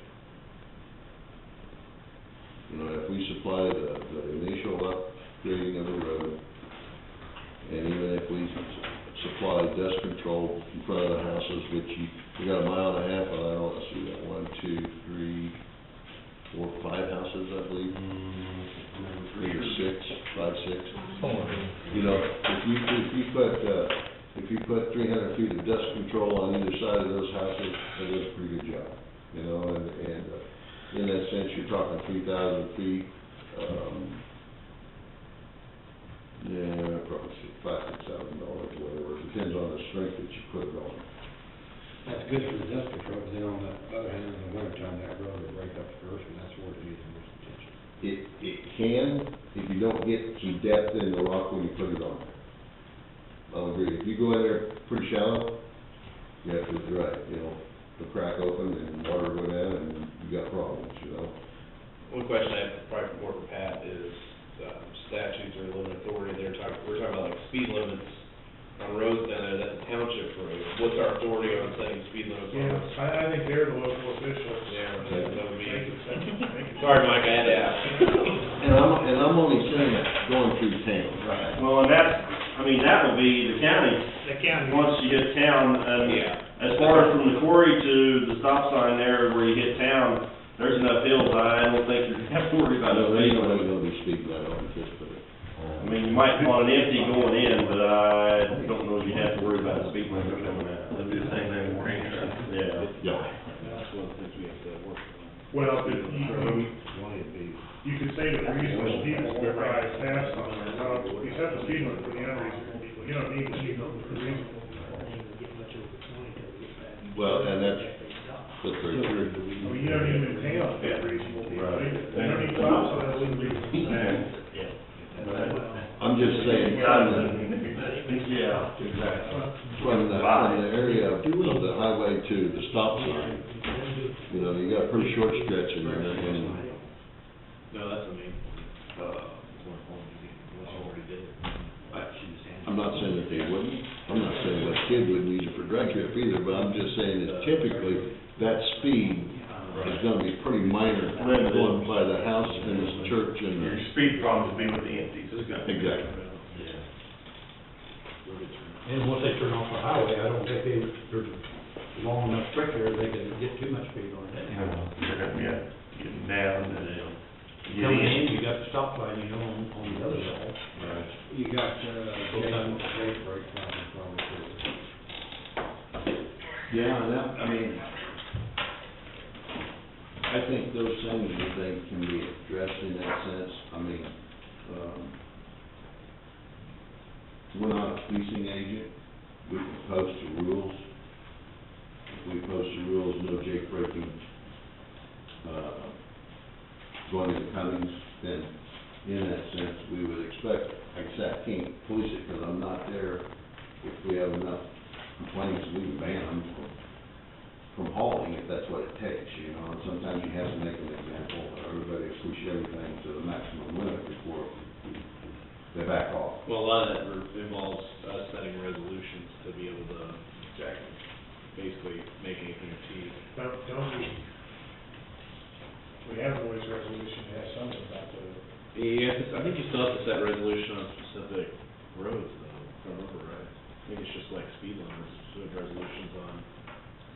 And I guess what we're at is, it's gonna depend on what the commissioners decide, if they're gonna let them go through Cummings that way or not, before we can make a decision on if the alternate route. And I think I actually need to go drive that other route, and I don't know about Mike. Yeah. Just to see. I'm familiar with the west end of it. Yeah, that's the way I. Not the east end of it. Well, I think Actually, not in all the way through. I think it's pretty narrow, it's a narrow It is stretch narrow. right there, It is narrow. plus you've got a pipeline that comes across up there with it. Right. Now, whether you could widen that out there. I think my biggest concern is getting out on the highway. If you go, Lincoln. That's Once it, we're gonna be getting on the highway, same place wherever we go, right? Well, if they let No, them they go go through through. Cummings, then they'd be over on. They'll go straight through. Okay, you're talking about going straight through, if that's what the case. Okay. That's what it's telling Mike, is if the other alternate that you can come up with is, Yeah, that you sounds take a like, left. and that's my last choice to go south. Go straight through. No, Is that what- no, Oh, we need to. earlier you talked about going south and then west and you hit the Lincoln Road over there, but That's 214 and the curve, yeah, that, we wanted no part of that. You guys are gonna get another road real Yeah. quick. Yeah. Yeah. There's no way you That's why, yeah. yeah, I think there's really probably only three options. Well, actually, only two, Well, we just gonna have. Well, we can raise it 10 cents to about What you guys thinking? You know, I guess the one concern, I appreciate the offer, but two, that I think we need to look at the long term of that road is whether we need to either partnership or something, but to do it right, it's gonna have to probably be tore out and put a new base in at some point, because I'm guessing that they probably got a 4-inch base in it, and it's not gonna last very long for you guys to save or whatever. You know, and I can agree with that, I know that it'll definitely bring the weak spots to life, you know, and granted, it's not new asphalt by no means, and sometimes you gotta find the weak spots before you, and we've done this where you run those roads and you have patch, and you finally get everything set up, and then you overlay it, and you got a road that will withstand whatever run over too, you know? Yeah, I think if you're talking 20 years, that would be a no-brainer. Get a good base. I've seen it used in some counties, but there are some CDBG grants for like businesses on off-road systems. I don't know if that's something worth exploring, an alternative. So. The other thing I do know, because we just put a tube in on Lincoln Road, which would be north of where you guys are coming, and we had phone calls, is this for the quarry, is this for the quarry, we stay off our property, you know, I know when that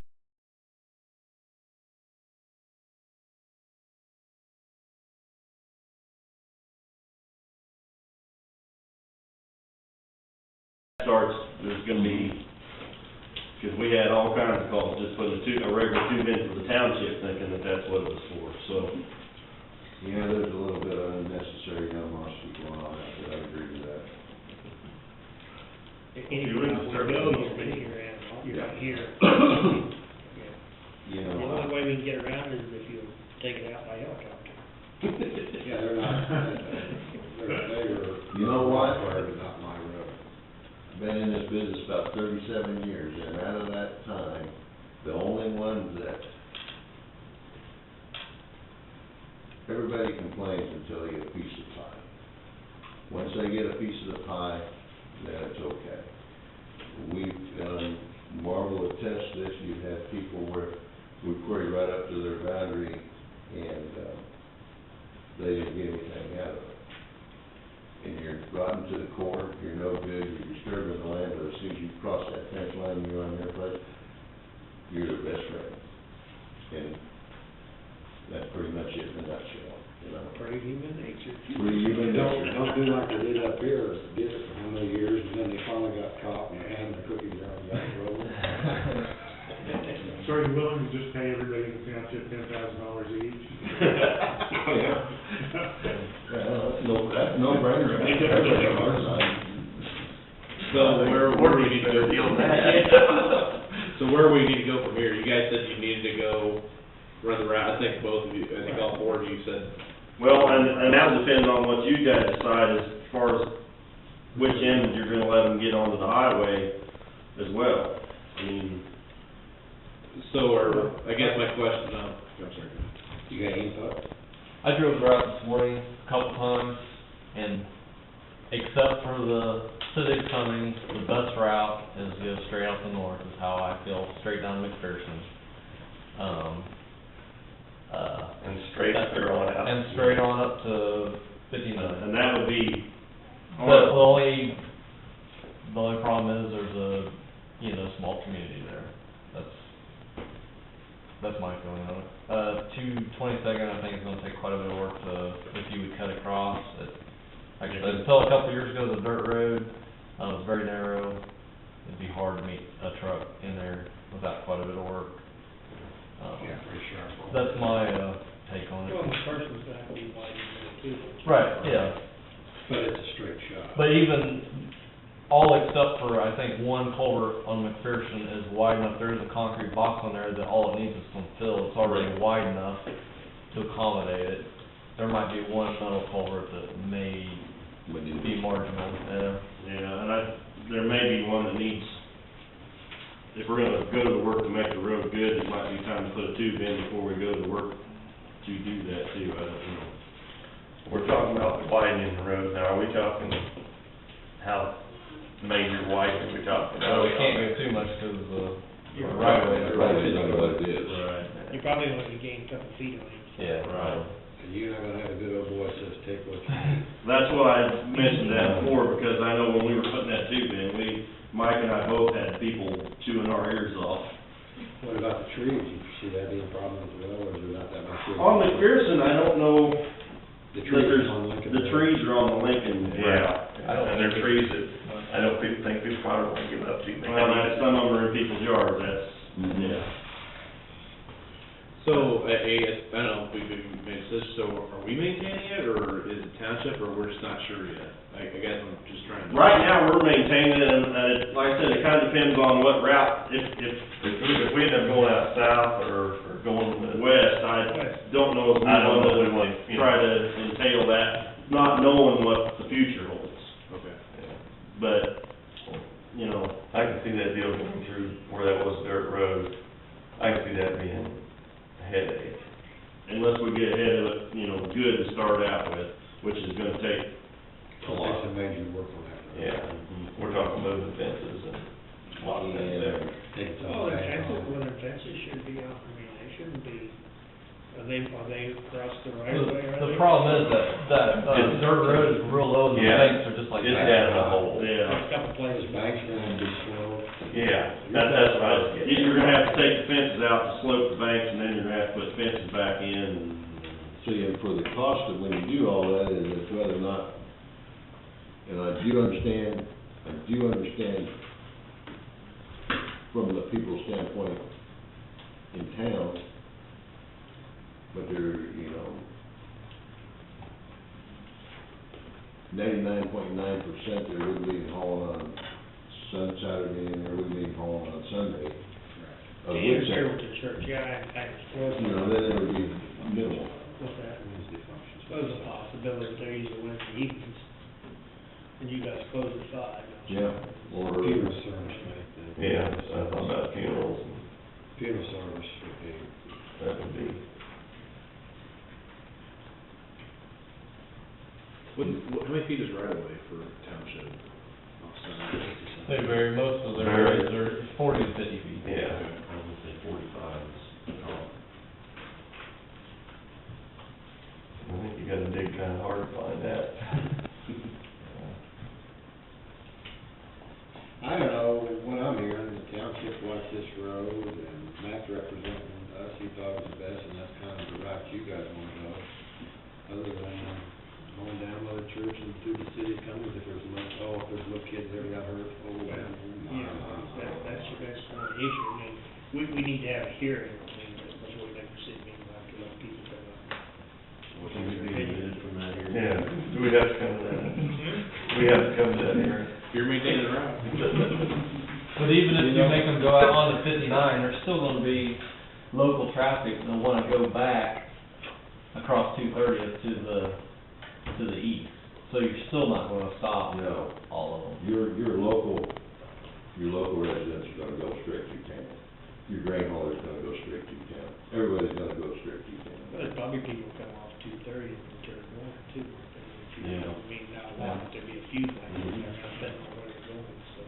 Yeah, I'm quite aware probably without sitting down and watching, that there's still a lot of big, particularly this time of year, there's some big truck traffic going right through town, so. A lot of grain haulers this time last year. Yeah. When I was there looking, I encountered a bunch of grain haulers going through, and then I wasn't sure then whether it was the county responsibility or the township, or the city. I think a speed limit of 20 miles, you know, we could help alleviate some of that. That's a four-way stop there, isn't it? Mm-hmm. And McPherson and. Two-way stop. Two-way. 230 at that. You gotta stop, north and south. Nice, man. Yeah.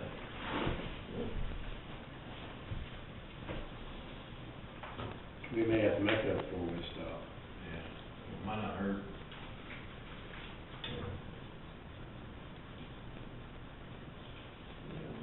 Most of them is gonna be people coming from the south and north and turning east,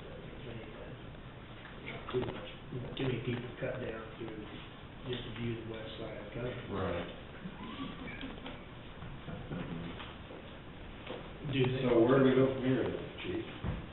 That's what we need to, it sounds like all four of them probably need to go, they wanna go with the routes. And then I think, yeah, if that is truly eliminated, then we go with the routes.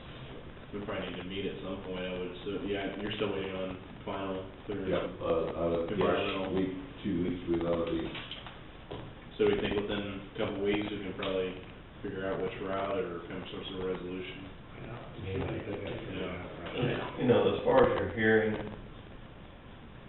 what, I understand what, people voice concern, but really, what can happen, or what's the, What can happen? yeah, or what, If you don't have one, they're gonna blame that you jammed it down the throat. Right. Yeah. I mean, you still can go against their wishes, but if you don't give them a chance to voice their opinion, so. You may also may point something out that changes your mind. Right, I mean, there may be another spot of that, I don't know, so, was that the issue before? bald eagles, Bald eagles. there was no bald eagles there either. not nesting, I'm sure. No, there was Maybe no an bald eagles Australian there. weasel or something. Jack Backer sure is pretty good about exotic animals. It wouldn't surprise me. So MetLife blimp did go racking this morning. Was that MetLife, was it? Yeah. I saw it, but I didn't get a chance to get to the doctor. So, how long would it take for you guys to conduct. We'll just put it on the agenda and have, so the public knows that we're gonna make, make that final decision that day, and they can come and voice their opinion and point out something, and then we'll just go from there, so. I'd say we can do that surely in 2 weeks. We got to, because see, that fourth one, see, we're going to the conference. Yeah. So So you just want to set it now? Yes. Just want to like set it today? I would set it. We should probably we should notify the residents on both roads too, shouldn't we? Or are we just gonna put it on if we're having a meeting about the rock railroad? More or less, it's not there. See, but how many of them take it, they don't take the globe. I mean, I think the last time, did you not send letters out, Matt? Yeah, I did, and, I think I got about, it seems like I missed one person there that wasn't directly on the road or something, but they got notice that it was going on. The last time I sent out notices to everybody. I think we'll just do that again, and the Cummings people that could be affected should be notified, so they get maybe a representative from the church. I think that's what it was, I sent out to everybody on the first invite, I sent it out to the Cummings residents, I think is what it was. October 30th, wasn't it? Might have been. Yeah, you should probably send some notification, Cummings residents. You wanna make sure that the lady has a trailer park, because she's got 3 or 4 residents right there in the trailer park. Yeah, but that's on the north edge there. No, it'd be where they cut through.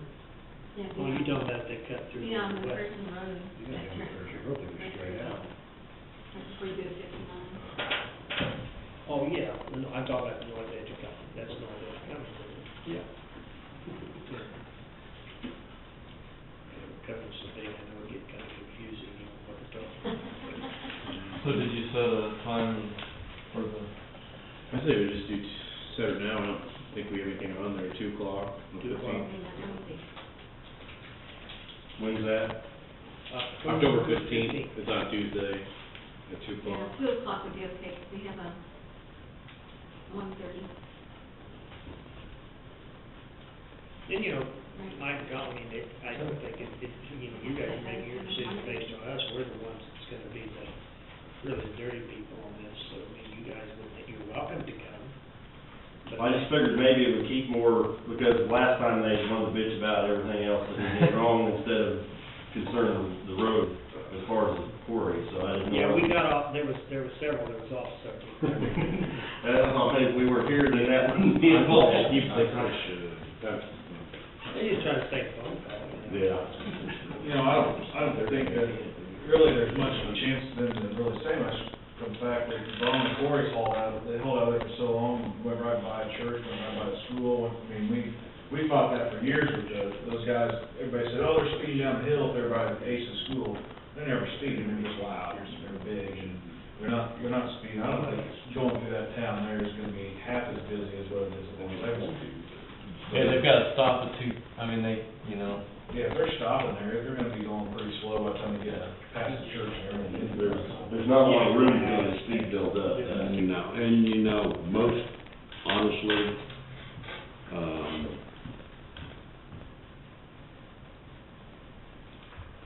those guys, your normal haulers, no. Like you say, coming out of Bromley's for all these years, if you're gonna be a problem, it would have probably happened there, And, God forbid that anything ever would, but the point being is that I think the traffic's gonna be so slow creeping through there for that first 100 yards, my God, it's yours. When you're talking downhill past the college, past the grade school, I've never known anybody to be hit, so, the possibility's there. Yes. Kids running around there, but they're gonna be going slow enough to do that town. Yeah, getting out of Bromley is harder than this. Even if you took the alternative route, that up and over a couple of hills, what cemetery it is, that's not even a good place, sometimes we go that route too. There was talk about alternate routes at that point when they were, right towards the end, I know there was a lot of discussion about rerouting that truck traffic out around. Well, they had to there for a while. I'm looking. Yeah. They went on 310th Road, or no, 314th Road, they went across there for something, because they redid all that road up through there, I can't remember what they were doing. If the township wanted to attend this meeting, Commissioner Jeff Sheila, the chairman, could note or tell people that the questions will be directed towards the commissioners, that you're just here to hear what's said. We could limit comment as far as like time wise. Well, we're not, I'm not afraid of it, but, But you are, that way it you are gonna stays, get bullied on if we don't make that clear. well, and that way it stays on subject as well, I mean, that, cause they don't need to waste their time dealing with that either, so. Exactly. They're gonna be telling you about a tube over by their boy's place that needs to be in a tree line, and, yeah, you're gonna, it'll get way out of kilter. About 2 or 3 times you call them down, they'll just shut up. So you're gonna have to get your whip or your. We'll all get our gavels out, you know. Now, would you guys like, as we're not 100% sure who is gonna do what yet, I think that's where we're at. Yeah, until we decide on a route. Right. I think we know where we're leaning, Yeah. you know, I just think knowing we got 2 weeks, I just think, guys, just go look at that, you know, and stuff, and that may put the nail in the coffin, you know, and stuff, for sure. Right. And then, like I said, we just need to notify those people so they have a right to come, but otherwise it sounds to me like it's, you know, all we have to do is work out, both of us have to work out details of our agreements and stuff with you and stuff. I tell you what I'll do, I'll try to get Pat a copy of our road development agreement. Okay. Pretty straightforward, there's not a lot unnecessary in it. Of what we would be offering, Well, I think it's really gonna have to have all 3 parties, have township, the county, and you. right, I meant though that if, I'm sure you're gonna wanna go over this just from the county standpoint. I'm guessing you're gonna want him to go over it from the township standpoint? If you will, yes. Yeah. It'll cost you 2 loads of rock. You got to have sense now. Already started. It's already started, Mark. When I first started looking for the quarry sites up here, this was the route that I figured it would have to be. I mean, I went around the other roads and it just didn't look like it'd be feasible to go any other route other than straight through. But that's why I came to county here before we started looking, you know, because that was almost the route that would have to come out. Yeah, I appreciate it, just, you know, the safety issue is the thing. Yeah. I think that's a key issue. If we can deal with it the best we can in terms of, you know, speed limits, at least people are aware of it. If we need to put extra signs up or whatever, just to warn people, whether they read them or look at them or not. I mean, you can do I that. think we want to do that for county's purpose, to, Liability and stuff. you have to believe it. Good deal, it's a shorter deal for us. We're gonna have more traffic going back from that. You mean, From the quarry side. yeah, that'd be a little bit possibly. Mike just brought up a good point there's probably gonna be some traffic that goes south back to Jefferson County, on that road too. That may be something we have to watch as well. You know, that's something that is true. The thing about it is, and there's no way that these guys can. You can't regulate. I'm just saying, from our standpoint, we may have to we may have to maintain more that way as well than what we're actually just talking on McPherson too. But at that one, I think that's just a mile and a half too. You're talking pretty close to your other quarry. Exactly. Right. Yeah. Mhm. I mean, that's not too far from the moon. About 3 miles, I think. Right. And like I said, I think we've got not quite a mile and a half to the Jefferson County line there that we may have to maintain more as well, just for the fact that people may go through there. The people that might come up from Mooney Creek. Jefferson to look County, at- I think that they'd get their rock at Mooney Creek just I to don't think so. get it in Jefferson County and not, I don't see why they would come to Ashton County.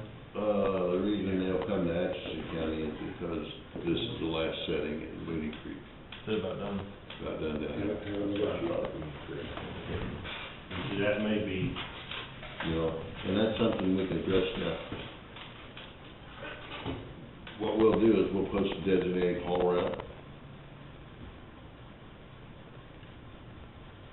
You have no control over anybody local, you just don't, I don't care, and we've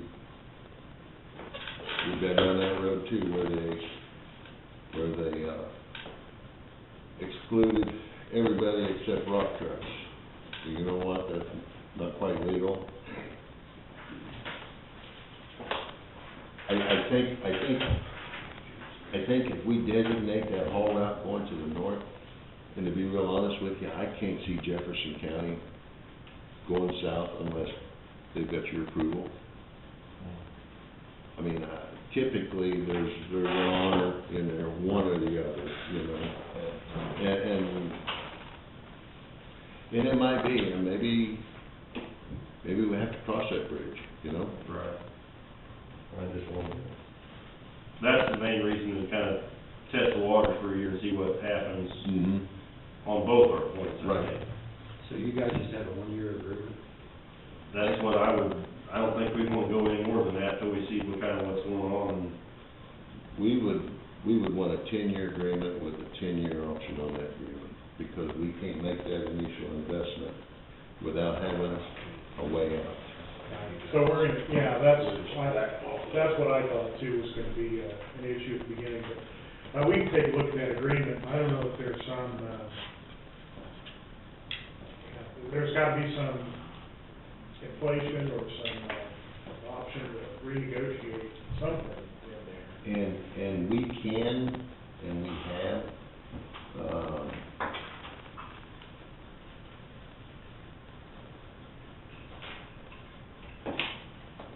there's been very few times when there's not been enough money paid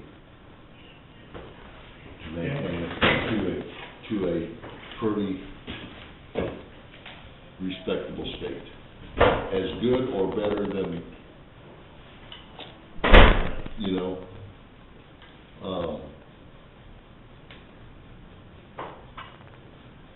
I may also check with some other counties and get some other agreements and see what the experience is and whatnot. And if we get to the point that we don't have the resources or the funding to maintain it, then we're gonna come to the county commissioners and say, you know, we can't handle this on our own. that if you, to be real honest with you, and I don't even know what your budget is a year. But I would guess that there's no place where you spend, if you haul enough that it would cause the deterioration of the road, or to wear the road, that wouldn't be enough money sufficient to fix it, you know? And I don't, like I said, over our, Marv and I's experiences, that we've had them save up for a water truck and a motor grader and a new backhoe and the money that we paid the township to maintain them roads. And as far-fetched as that may sound, it's not far-fetched. You know, and that's why we're pretty persistent with anybody that we have a road development agreement with, that money has to be used on that road.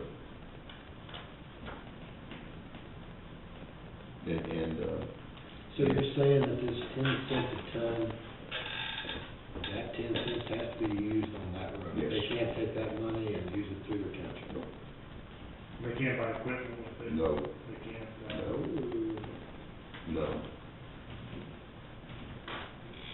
That's not using 2 years. Well, What if there's an excess? If they keep that road maintained to your stipulation, and there's $15,000 sitting here? for that shorter road, it could be. That's just the price that we pay. Get that in there, guys. Well, we're kind of getting into county, township. I mean, I don't want to be negotiating for the township. I mean, they're gonna have to make that decision on what's right with them. I mean, and we haven't seen the agreement, but I don't think you're talking about paying cash. I think you're talking about giving them Well, rock. in kind. Credit. It can be credit or we write a check, and we write checks. But they're gonna have to document where the, Well, Or they use that they're gonna have to. on the road. Right, in that sense, you know. Mike, do you guys meet like in the next 2 weeks, like a township, or I guess, We actually met last night. I guess you could probably post or offer a you know, Meetings for the next 2 weeks. and the reason I say this is that there's years where maybe if you, and we'll use simple numbers. If one year you haul 50,000 ton out of it, and so out of that, then you get your $5,000.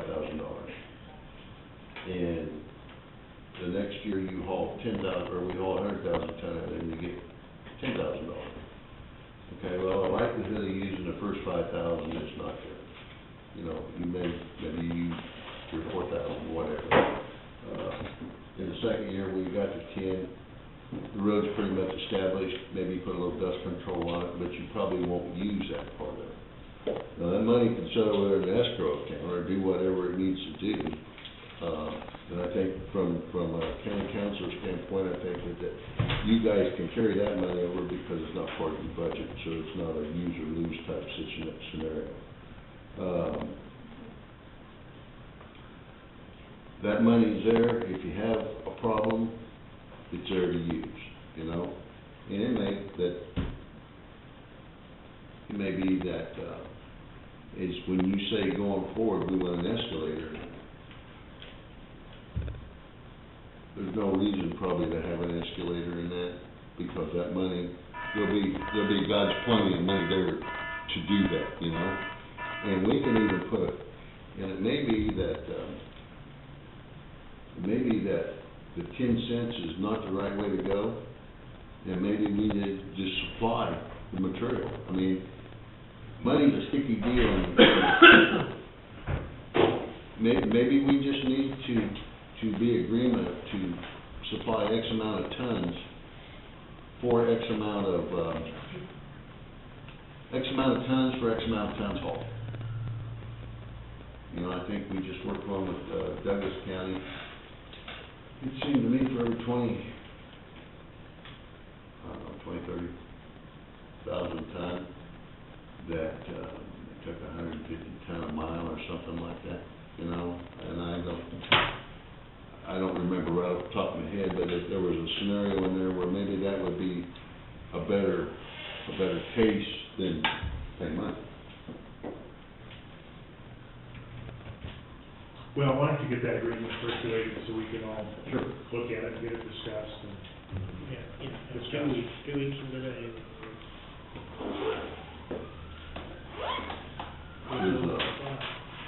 Is our presence required? Yeah, there could be a question or something. Why does everybody wanna get out of here?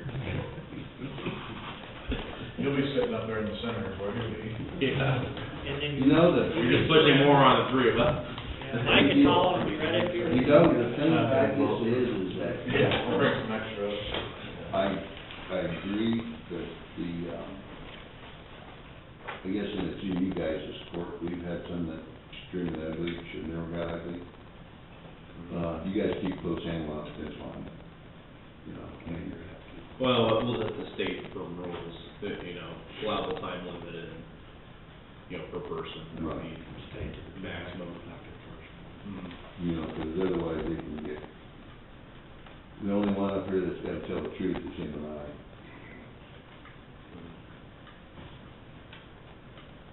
But I think we can get through that. Well, we'll do that, we'll go from there. Do you know what the right of way is on that road? I can look it up. I don't know off the top of my head. I was thinking, I looked it up a couple of years ago, and I was thinking it was either 40 or 50. Thank you, sir. The only one I had a question on was the one at the box culvert, which is, whether that. Appreciate it. Enough room. I'll get you that. Okay. You think it would? Off the top of my head, I don't know what the right way is there, but I will, I would think since the culvert's already there, the box culvert's there, Mhm. if that's wide enough. Well, that's what you would think, that means it's there, that there'd be a right of way there. Okay.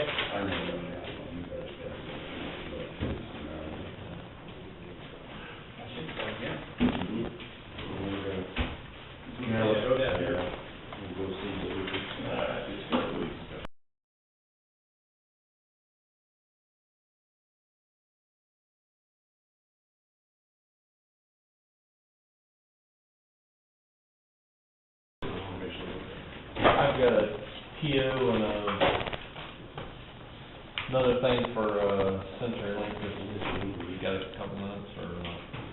Mike? I guess real quick, yeah, you got. I'm in no rush. Okay. Give us a couple minutes. Got a PO here for, Sumner Tire, about two used tractor tires for 45. I sort of wanna make sure they're on the And list. then four set tires. They are, in fact, Joe, that may be the You just talked to me about our discussion. I didn't go through that specifically. Well, And then the agreement just says, that they plan $10,000 savings, right? So, you know, I don't want you to say we're gonna save you $250 a year. Yeah, $250 a year for the next 40 years, that's $10,000 payment. So I did immediately go ahead and change it to annually, just to make that work. We're talking about 10,000 per year. But even with that, Question, yeah. even with that, on Senior Village project, we had a 12-year payback or a 5-year I think it payback. was 12, yeah. Depending on whether you without- counted the grant or not.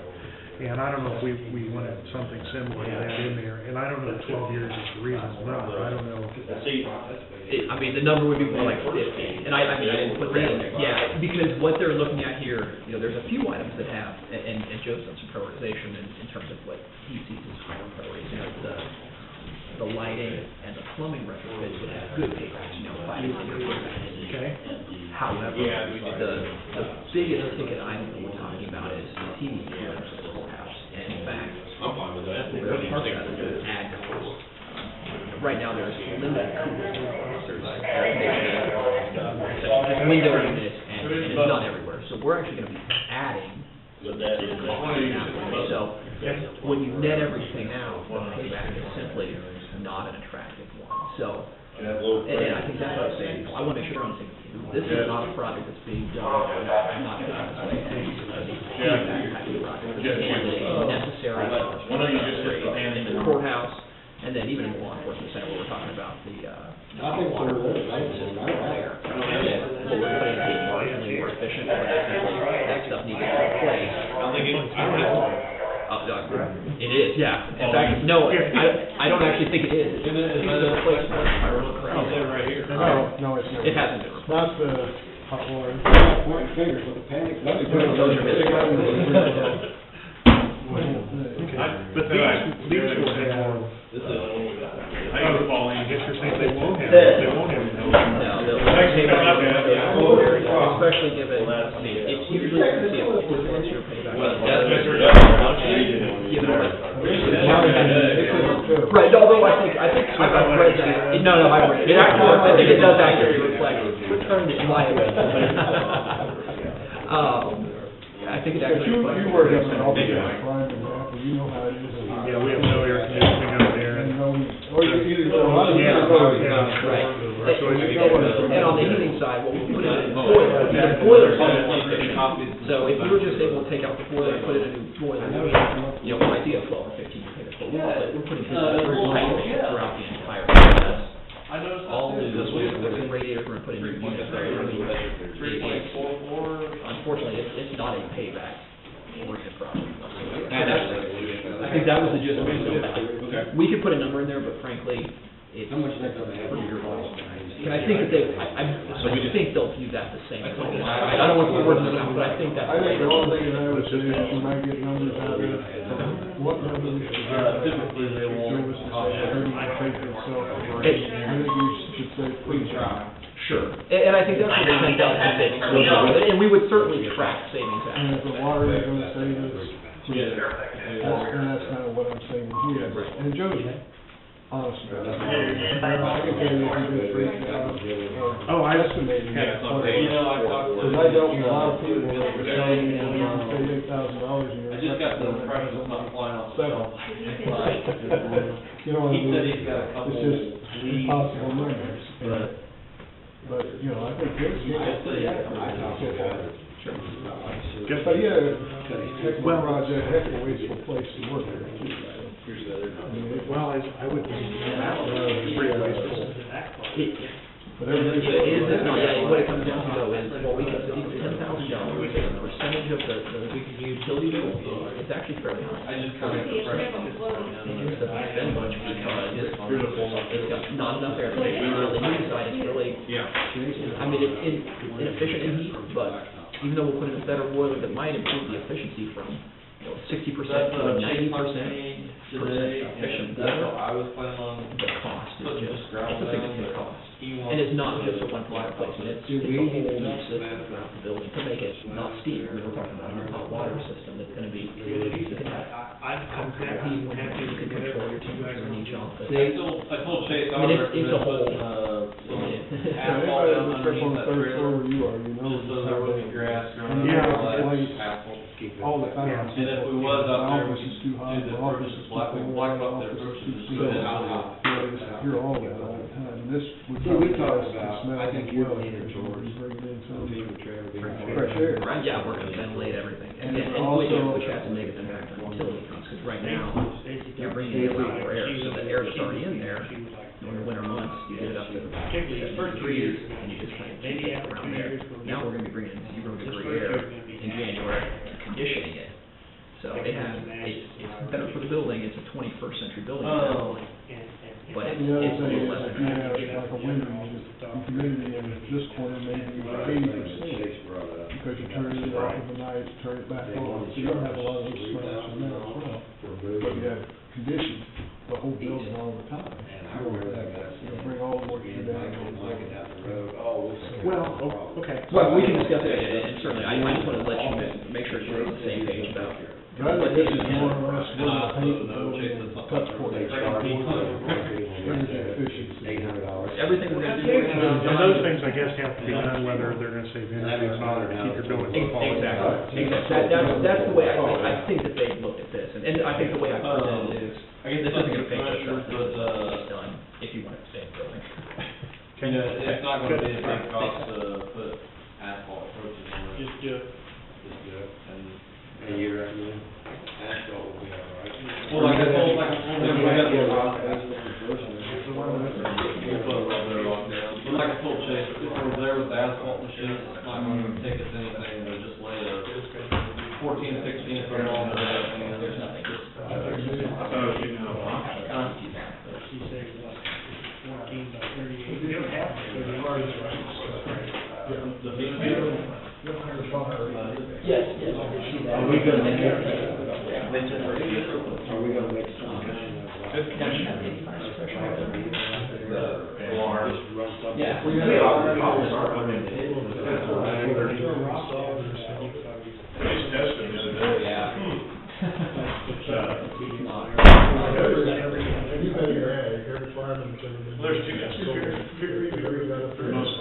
There's two guys. I think that's what. I got it right here. No, I got it. Well, he was trying to say this is energy saving, I'd have Heard something. Oh, yeah, and I think, anybody tells you, pay for themselves, just taking power. I didn't think there's a light, water, you had a chance of it. I spent all day long. Right, and that's part of it, we would track that data and be able to take a little vacation. Actually, I was going to the sunflower cookout. Just down in Kansas City, it's a three-day race down. Right. Alan, I think what we want to do, family park and afternoon. So, I mean, And how much will be, we kind of been around for 3 months. How's it working? For 3 months since. We've got, all of the big rock dams, That's where we're going. Which I mean. they flagged at the dam, they're just pulling up the shores, and they've got, 2 inches, each and a half foot over the top of the Lighting and stuff, and those are really. Yeah, we have people, Yeah, I think we show it. But, Yeah, it's a. well, it won't take too long, but, it will slow down a little bit. But I think on that. If I have to pull my guys out, go out to, We'll kind of get it on it. but Go that, back and probably be nice. what that's on. That's a good thing. If they're not sure about what's going on with HVAC, if they don't think they want to be, we don't want to go spend. in the 1990s, yeah, it would give us something to work with. Another thing, to remember, there is a piece of equipment out there. How are you? Good to see you again. Good to see you. That's ours, that they use to smash trash down with. You think you'll exciting going? That loader, it's all the way. When you say calm, then, I mean, Right. like, But, I mean, it's a calm down. We're gonna move all that stuff out of there, or Well, what kind of stuff do? I'll say, that's just a suggestion, okay? It's just, to be right about that. What is it, they said it was that 55,000, oh, that 50 was gonna get back to it, or? No, that's what they're thinking, it's definitely the sheriff, they just, I could catch they on can to use that. it all and take care of it. So if we would find 5,000 in permit, we could let them post that. What do you mean? When you said well, fence, okay, let's get into it, north of pond. Guys, I didn't want to, Wrong. no, I didn't want to move you along too much, I'm not in for, We're in the- Yeah, underneath them. Okay. basically what I put there is nothing new, I just want to kind of recap, it's been a while since we've spoken. I've been here a couple of times and reviewed our preliminary engineering audit of the facilities, mainly the law enforcement center and the courthouse. We also looked at, the facility out north that you were inquiring about at that time, and I don't think any of that's included on this information I gave you here today. I think we've kind of honed in on the courthouse and the law enforcement center. You know, one thing I wanted to recap, and it was something that, when I sent the agreement to Mr. Henderson, that he had highlighted, and I'm sure he'll probably make it in a moment, but I sort of want to make sure we're on the same page. I think after talking to Joe, he and I are on the same page, but, you know, the projects that we're proposing, there's really two types of projects that we're talking about, potentially falling into this upcoming project. The biggest component of that would be necessary infrastructure upgrades. They wouldn't necessarily be energy conservation projects, we would certainly be looking to maximize the efficiency in anything that we do, but they would not really be done for the sake of energy savings. They're not, that's not a driving force. The driving force is continuing to occupy the facility, making it comfortable, preparing it for continued operations for the 21st century. So, you know, the biggest parts of that would be the windows and the HVAC upgrade of the courthouse, or items that, well, they're gonna save a little bit of energy, but paybacks on them are, the financial payback is simply atrocious. It's not in any way a justification of the project. The justification is keeping that building watertight, airtight, through the envelope, and then comfortable, properly ventilated. Then there is a second tier of projects, much smaller tier, that include the lighting upgrades, the plumbing upgrades, you decide to do those items as well. They do have a financial payback that's fairly attractive, but certainly that's a much smaller component of the project. I did want to recap that briefly based on some feedback that I got from Mr. Henderson. That's really the first few pages, just recap what we saw as we did preliminary engineering audit. The next step, the third page in here talks about, next steps, I guess. And as we talked about, the investment grade audit would be the next step in this process. That's the step where we do final design of the system. I know Joe, and I can go in here in a second, had some specific feedback that he's asked, I think, to kind of prioritize the projects that we looked at. You know, based on kind of the feedback we would get from you, we would design upgrades to specific systems, for example, the heating, cooling, the windows of the courthouse, the hot water system, and potentially water softening equipment over at the law enforcement center. I think those are the big items, and then from there, lighting and plumbing retrofits potentially as well. But based on what you would advise us, we would do the investment grade audit. The investment grade audit, as you recall, is a contingent agreement. Really, there's a walk-away cost associated with that for the county. So we would do our audit, identify the specific measures that we're going to potentially implement, design those, bid those out with contractors. I know Joe's been contacted by one potential mechanical contractor. So we would bid those, and then basically come back to the conclusion of that with a turnkey fixed price to the county to implement those projects. And then from there, we move into the installation phase, which you would see occurring early next year through basically summer. And then after that, we do measurement verification, basically performance maximization on the project to make sure that it's performing from a comfort standpoint as well as an energy efficiency standpoint, that we're maximizing the way that operates. So those are the next steps in the process. And then on the last page is a copy of the contingent agreement, design services agreement. I know Mr. Henderson had an opportunity to review it. He did have some feedback. The one change that I've made to this point already is under cost commitments, the second bullet point, where it says insufficient savings. if we're unable to identify savings of at least $10,000 annually, then you would be on the line still for this. If we basically come back and say, no, there's only $2,000 in savings, and at that point you decide not to do the project, you have that right to walk away without paying the agreement cost. Even the $10,000 number, quite frankly, is somewhat irrelevant in this case, but it does kind of keep us on the hook there for what we're able to identify. Obviously, $10,000 isn't pay for anything other than significant.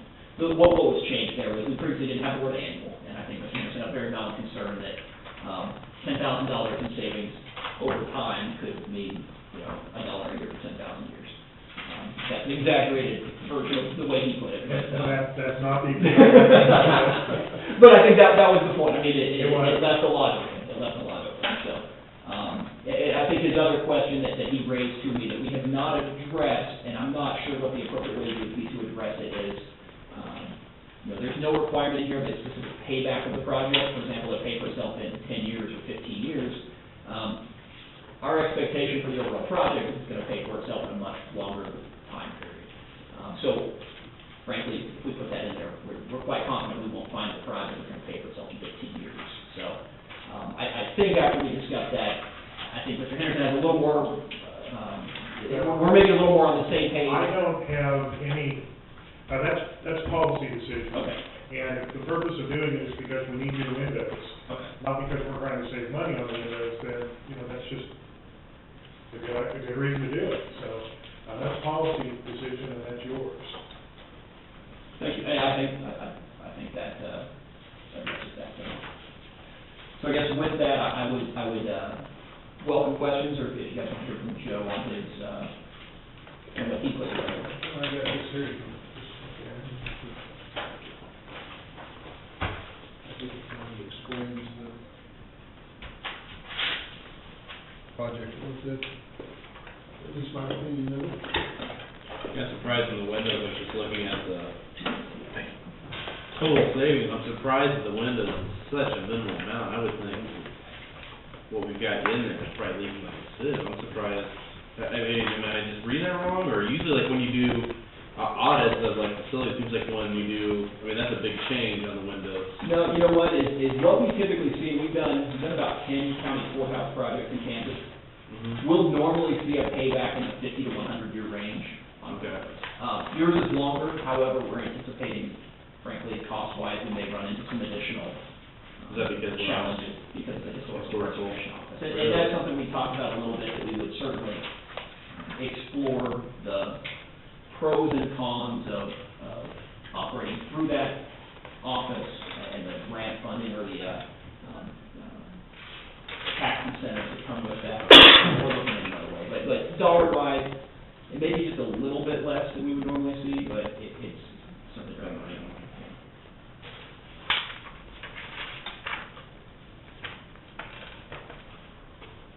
Joe did give me the opportunity to look at his list of priorities earlier, and I would say, I think, generally speaking, I don't have anything that I disagree with there. I think he has Windows 1 and HVAC 2 at the courthouse. I told him I might quibble slightly and put HVAC above, and I certainly understand where he says Windows, but in reality, I think we're maybe both on the same page, that ideally, those projects happen in conjunction with one another. I think we talked about this briefly before, that it allows us to size the heating and cooling equipment for new windows rather than size slightly larger equipment for existing windows that do leak sometimes. So I think ideally there's going to be some advantage to this simultaneously. And then on the lighting and the plumbing, I certainly see, as I kind of said, I think there's two types of projects we're talking about. Those are less necessary from an infrastructure standpoint, but certainly more advantageous from the economic standpoint.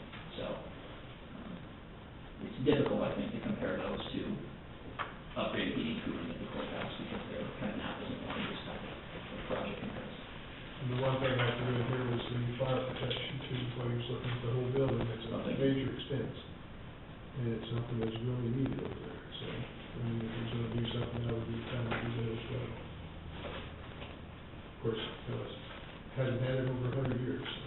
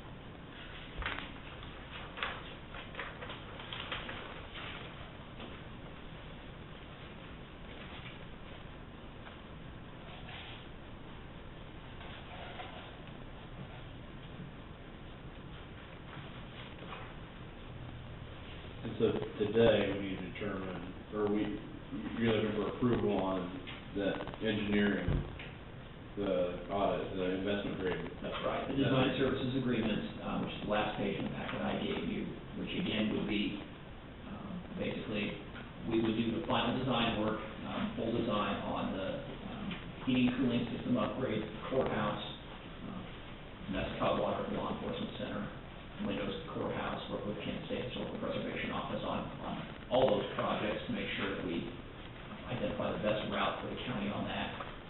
Eventually bid out those projects and come back to you with the final costs, savings that, again, somewhat less relevant in this case, but certainly what those savings figures would be for final approval of that project, those projects at that time. And then certainly, if the fire protection and alarm system is something you want us to include, while there's not energy savings associated with it, that is something that is allowed to be a part of these projects. There's the ability to discuss to potentially finance this if that's something the county decides to do, which would certainly, the fire protection system is not an inexpensive item, and there'd certainly be some justification for including that for financing purposes, if nothing else.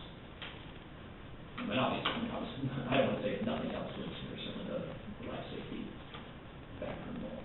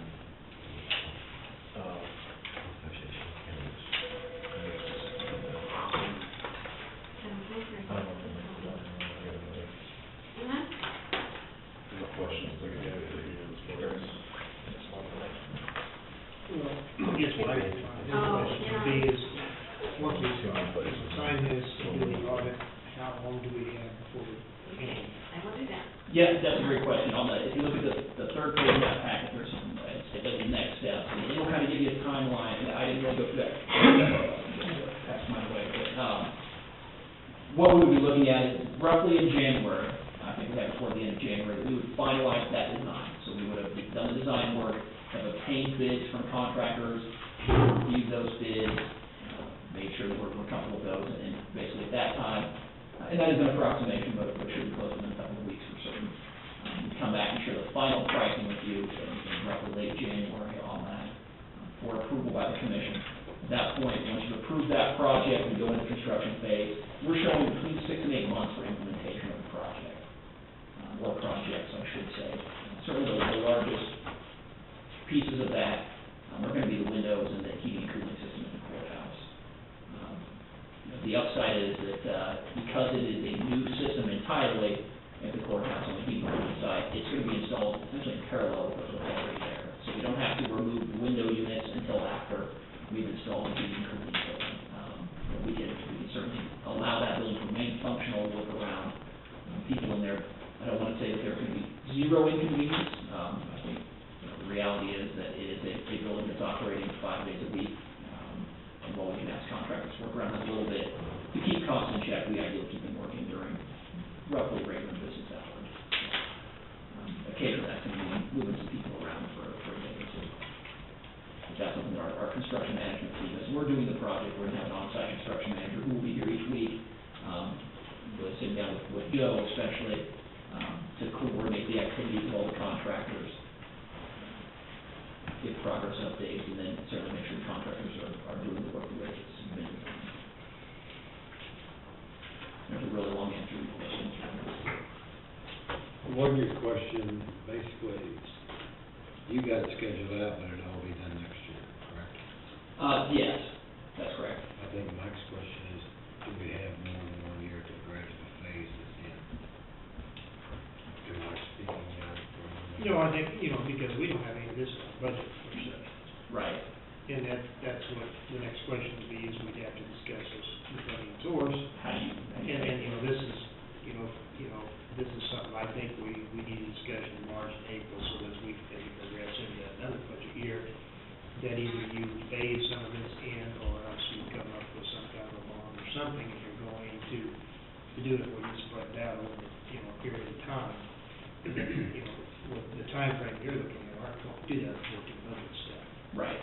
And I think we had discussed that when I was here previously. And I think typically the way that these projects are handled is, where there's not going to be, first let me say this. Some of these projects could be broken apart, the lighting, the plumbing, especially could come across, those could be done a year down the road, or 7 years down the road, whatever. The HVAC project especially, that as a whole really cannot be broken apart. You don't want to buy a boiler 1 year and then a chiller the next, and then piping a year later, and then pumps. That is a single item, and frankly, the windows ideally would be rolled into that collectively. So you start talking about one project that is in excess of $1 million, that needs to be done at one time. And as such, Kansas law allows for financing, separate from a bond, but specific to this type of project, that you can finance a project up to 30 years.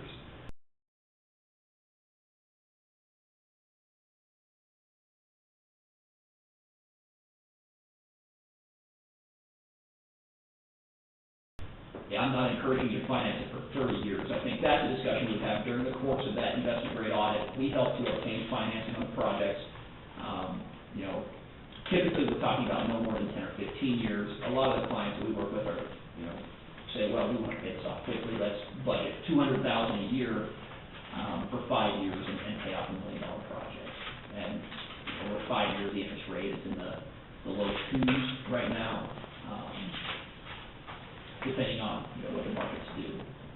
So I guess a couple of answers to your question essentially are, the first payment, if you did financing, even if you financed over 2 or 3 years, first payment is going to be in arrears, so you wouldn't see a payment until a year after the project's been implemented.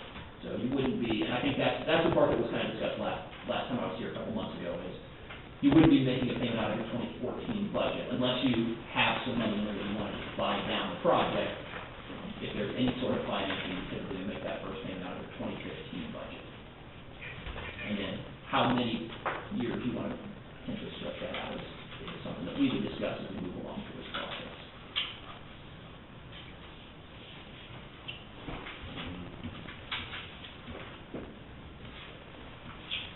Well, there's 2 or 3 of these projects on there we've discussed that we possibly could do within our current budget, particularly on Wadsworth Center, that we could, and I think there is some money put in there, that we could go ahead and do something. Now, I realize that they're not going to qualify, they qualify for the tax credits, and we do it on our own, or do we have to go through this process to qualify for that? Anything you do to that building internally, that's over $5,000 is covered by tax credits. Okay. So I guess I'm looking at, to me, the really 2 big issues here is the conversion of the heating and cooling system and window replacements. And that's the 2 big major issues that, as far as I'm concerned, we're dealing with here. How soon and how fast we're moving on is my question. No, I don't think any of us deny that the need is a problem there. It's just a matter of, we've got a lot of projects going, and where do we fit this in? And, so that's the reason I asked you the questions I did. because we've got into some deals that we didn't realize we had to pay for it quite as soon as what we thought we would, and creates a little bit of a budget crisis. I understand, yes, I think it was a more than a valid question. I would reiterate then that assuming that you're gonna do some level of financing on the projects, that the typical way it would be financed, you would not have a payment until 2015.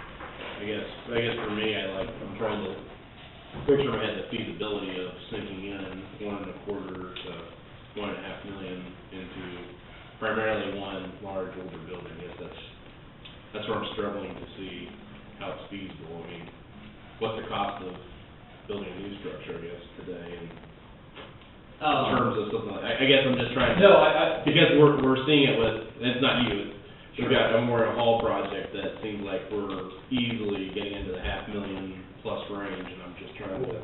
I'm just trying to. Right. Not that I'm saying that they're valid, but I understand. I'm just trying to think, is it feasible or is it prudent to? I think it probably, when you're talking about a new construction, you know, for not a more ornate type of facility, commercial construction is probably in the range of $200 a square foot. So with a 30,000 square foot building, you know, just that'd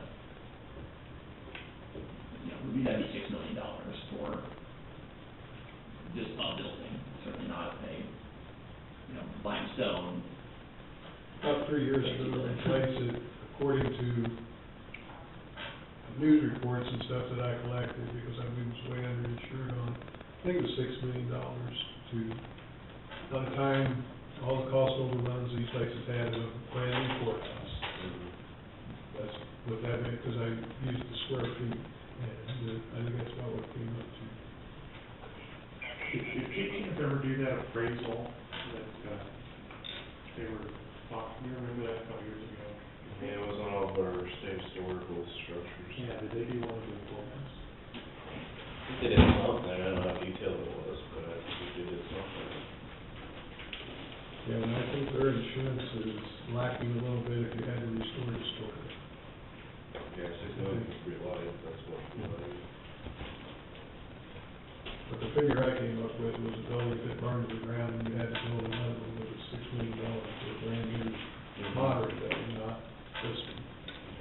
Because I think it's insured for $2-3 million, I think.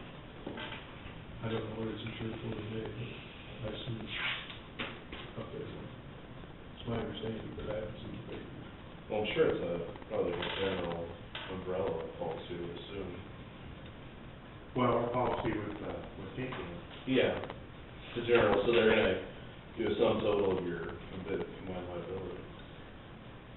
I don't know on the property side. You know what I mean? They're gonna do like, each individual structure, I mean, they're gonna, it's not like your home, they're gonna do like a general umbrella, so Ashland County, basically we're estimating the value of your sum total of all your assets would be 20 or 25 million, I'm just throwing that out there, just by how it's not, but I would assume that's what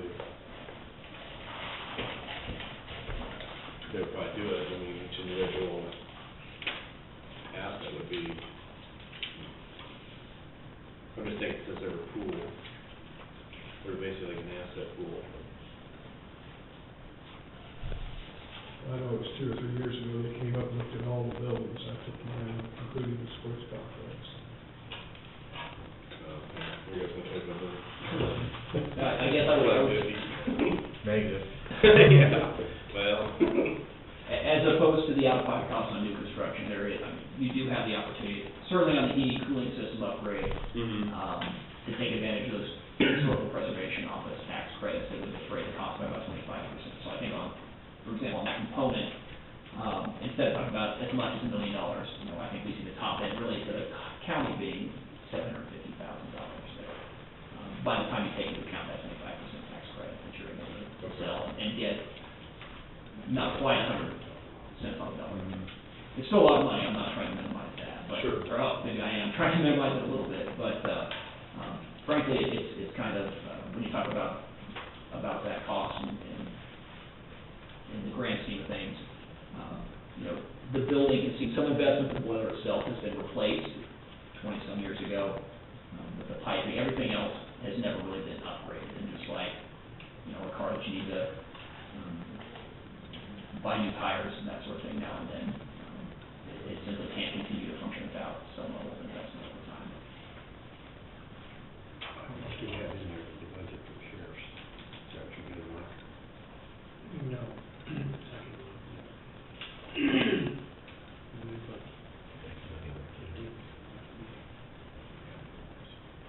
But again, you have money capital outlay fund for income that should be used. From housing and, inmates and stuff, so.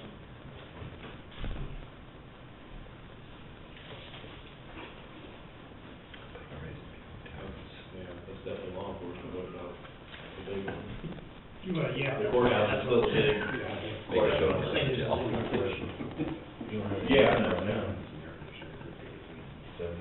Well, and I think we also talked about running scenario without Another location? Oh, yeah. Yeah, you can like this one, that, possible. The way I don't think you can get credit. You did, if you bypass, you already get the credit. Switch, I don't know what it costs, I don't know what it costs. Well, I think that's what their, investment on it will discover, I think that's what we talked about from the beginning, another, right, the second years. Right, yeah, we look at that both ways, and certainly explore some different options.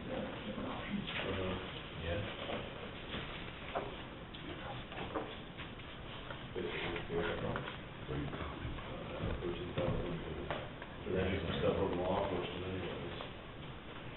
At least it's more detailed, so it's more detailed breakdown cost, or you're probably honing in on some probably more details. Yeah, I think, to be clear, at the end of this audit, what you will have is, we will have bid out each component, so we will, we'll spec specific hot water heaters at the sheriff's office, and then gone to multiple contractors, mechanical contractors, have them bid, or plumbers, have them bid that installation cost, and what we'll come back with at the end of that is, actually including those costs, here's the turnkey cost of doing these items. Would that 13,000 go down if we say, yeah, we're committed to the law enforcement center to do that, but the courthouse we're going to leave tomorrow? The $13,000 in reality is, it's included in the estimates for any projects you're actually going to implement. So, The only reason you pay that 13,000, we decide not to do that. right, So we pay the 13,000 when we do the sheriff's, that will go towards the project then? that's right. Yeah, basically. That's what you would want expect to it. know, because they gotta go through and basically do a, I think it makes us probably not at least It is, if he's happy with that. I mean, if that covers, because I think you kind of figured out, he's doing the whole thing, but Sure. if that covers it. So you guys are saying for the time being, you want to focus on the law enforcement, just the domestic hot water, or are you talking the plumbing and the lighting? No. I don't think there's a lighting there, that's I read what Joe had to say about it, but, I don't know, I mean, it's not. With the, like you said, with LED technology, I mean, who knows what's gonna be in 5 years, you know? And you're gonna go in and replace it with basically a mirror up above the lights that we have now. I mean, it's, to me, I don't seeing that being that big of a payback. You're not gonna go into the pods and replace all that type of stuff, but the plumbing, because you can't. I mean, what plumbing's there is what we have to have. There's no other alternative. And our bathrooms, or the public restrooms are not used that often. I mean, they're not I don't see there'd be any type of payback on that. I'm not an engineer, I don't do studies, but I mean, the restroom in the lobby gets used by some people come up to do visits on Tuesdays, Wednesdays, and Thursdays, and the bathroom in our hallway gets used by the staff. So otherwise, they're using the ones down in the jail. Nothing as far as security plumbing could be replaced. I mean, yeah, we've got 3 or 4 bathrooms we could replace some fixtures and stuff like that. One or two people use the shower downstairs, and it's not. I don't think it's a necessity. Well, one thing I think that he would do, and I'm maybe not right, but I think he could go and look at all of your stuff. And it would be part of that original money anyway, so you're not out anything. And if he can't guarantee you the signals, which I don't know that he can, that's, kind of what I said, then as far as I know, he wouldn't be out of anything, right? I mean, Right. that's part of that. He's gonna go through and like basically, they're gonna do a more detailed cost. It's basically like any engineering analyzation where they're just gonna say, this is what we're really looking at. Right now, these are based on estimates, sure, probably some computer modelization. Absolutely. Generalization, so they're just gonna look through, and then there's the option of like, which project are we gonna probably choose at some point? Am I wrong, or is No, that- you're exactly right. I mean, we would come back with final costs and savings and, be able to detail that scope of work, as far as, are we replacing shower heads and, lower. Like shower heads, what the shower heads we have can't be replaced, except in the locker rooms, which nobody uses the women's locker room. Dirk's the only one that uses the men's locker room. So I mean, I don't think it's even worth the money to put the effort into it, to go look at a couple of restrooms that are usually between 8 and 5. I don't think we're necessarily out any money just to look at it. I think that's what he's saying. Yeah, that's accurate. I mean, I'm not gonna advocate strongly, I mean, if you don't wanna do it, we're not trying to push anything on you, so I think, we'll certainly save the headache of doing it if you guys say, all we wanna do is X, Y, and Z. We'll focus on X, Y, and Z, so please don't, I'm not trying to say. I'm not saying I don't wanna do it, I just don't see what, you're saying 13,000 to do it, is that what you said? What do we have? Yeah, 13,000 to do the audit if we do nothing. right. Basically, Right, but you got a 100-year-old building over here, and you're talking about a 14-year-old building here, now, what's the difference if you just didn't do the newer building, that's. Well, I thought you were the one that told us about the water softener and all that. I thought that there were. Well, the water softener, I'm not, that's Well, the not. hard one. Okay, so you couldn't get a bid from just a contractor to come in and put a softener in? I mean, that's kind of where I'm looking at it, what's the cost savings in the long run to pay some big audit just to come in and look at it than just getting it done, I don't know. I don't think that looking at all the lighting in the buildings is a necessity right now. I mean, we put ballast in ourselves and things like that right now, so, I just don't wanna see spend a bunch of money on something that, I can understand though, it's courthouse, but, with the water softener and hot water heaters, most plumbers can probably tell you that probably a good idea to do it. I can show you some of the security plumbing that would definitely show you that the soft water would be the best thing for it. Look at our, pressure washer out in the garage, or out in the side port, it's got so much build up on it, it has no pressure, so, to me, it's a no-brainer. But, I just don't wanna see us spend much money on that audit, that when the specific things here in the law enforcement center that I think is an issue is, we have 14-year-old, water heaters down there, and obviously, 14 years is quite a long time for a water heater, really. I mean, Long time. so, you know, I'm not trying to downplay what they're doing or tell them that they're wrong, but, that's the kind of decision you have to make, but I just don't think that it's, I understand that the courthouse has a lot more issues than what we have over here, and,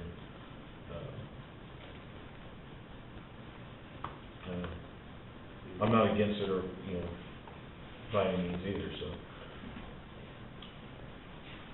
Yeah, and just to be clear, you know, as it relates to specifically domestic hot water and the law enforcement center, what we would be doing, you talk about an audit, I mean, it's a design services agreement, we would be doing the design work, making sure we're getting the right equipment, the right water softener, we'd be getting the bids from the contractors on your behalf, making sure that's implemented properly, so, I mean, I think our goal is to not just do an audit, our goal is to make sure that we're making some improvements on your behalf. You know, as it relates to the lighting and plumbing retrofits, is certainly, something up for discussion. I think, you know, we certainly think that there's a potentially an attractive payback associated with some of those, and I think your concerns are valid, and I think that's something we have to iron out in investment grade audit potentially is, can all the plumbing fixtures be, is there a retrofit available on those or not? And if there's not, then certainly at that point we say that doesn't make sense financially, then don't do that. Then I think that kind of covers the law enforcement center. The other question is whether there's projects you want to try and take on in the courthouse as well.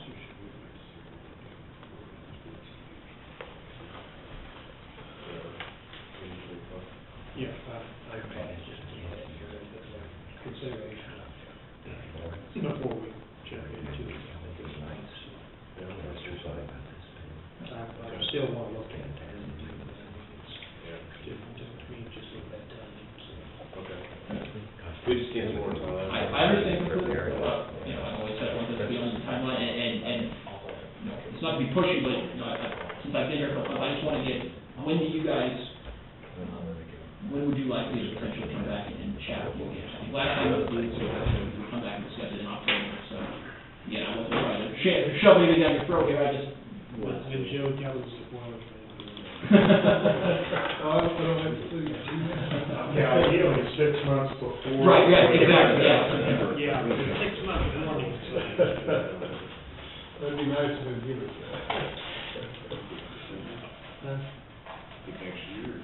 I'm just curious on, as far as the feasibility of doing it combined, you know, being that you got 100 years difference in two buildings, why would we combine it into one complete audit? I would think you'd want to go building to building or something, just for the fact that it'd be better traceability of the money, you know? Well, just to be clear, because I had a hard time getting, that fee is way, I mean, if we do, if we do absolutely nothing, we don't have to pay him $13,000 up front. He's gonna do the audit, and then we decide what projects we're gonna do, and that's gonna be included in the fees. Right.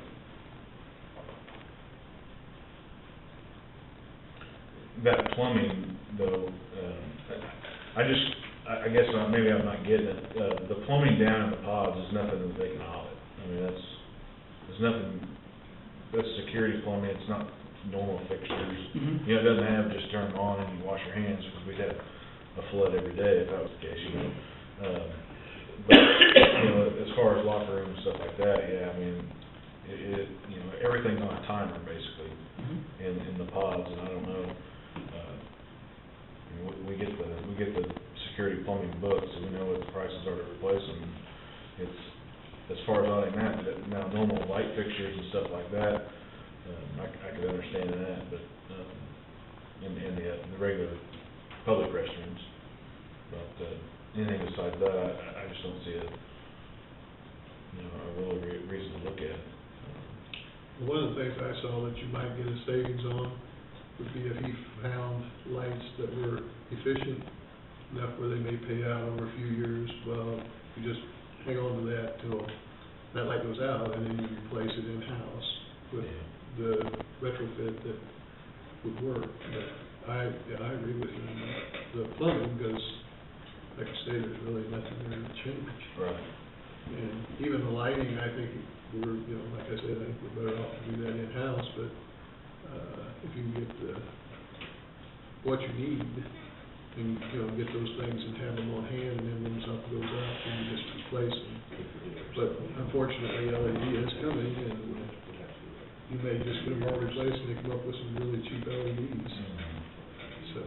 Well, that's, the 13, I guess the 13,000, I mean, whose pocket's coming out of it?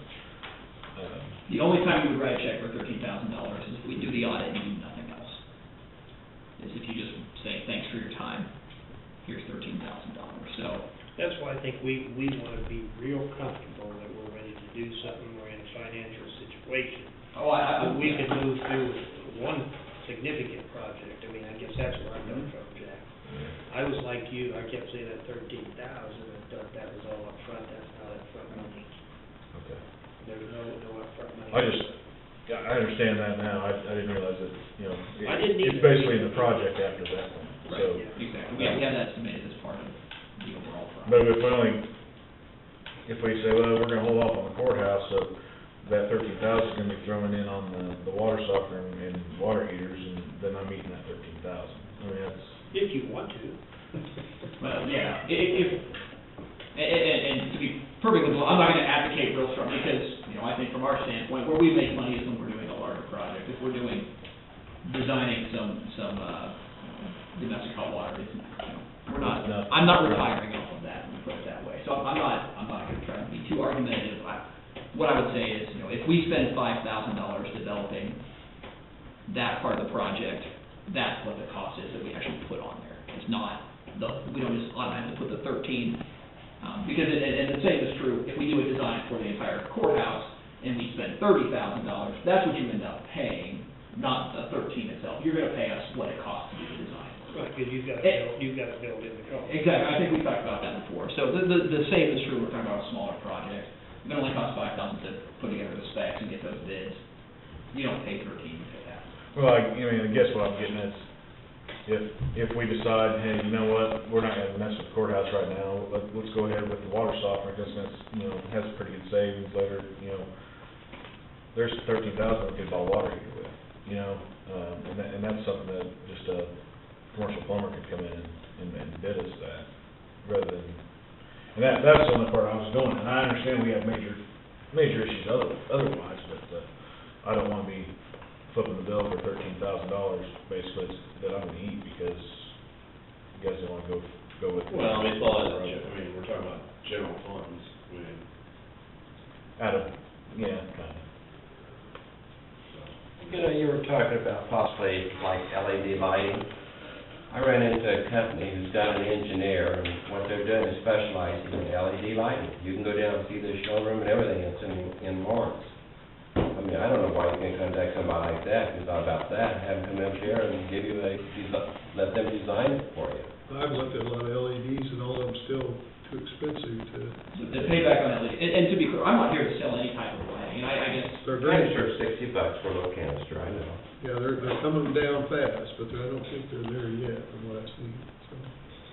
The payback on a retrofit of a tube light, a 4-foot tube fluorescent light is much, I mean, it's in the 20-year range, 15 to 20-year range right now. And if I was a light bulb salesman, I would come show you 5-year paybacks, just like a window salesman will show you a 12-year payback. And I think, just to be clear, I'm not advocating, I'm not selling you any piece of equipment. We are an engineering firm that is looking to help you design system upgrades. And I think I'm gonna probably, I trust what you guys said.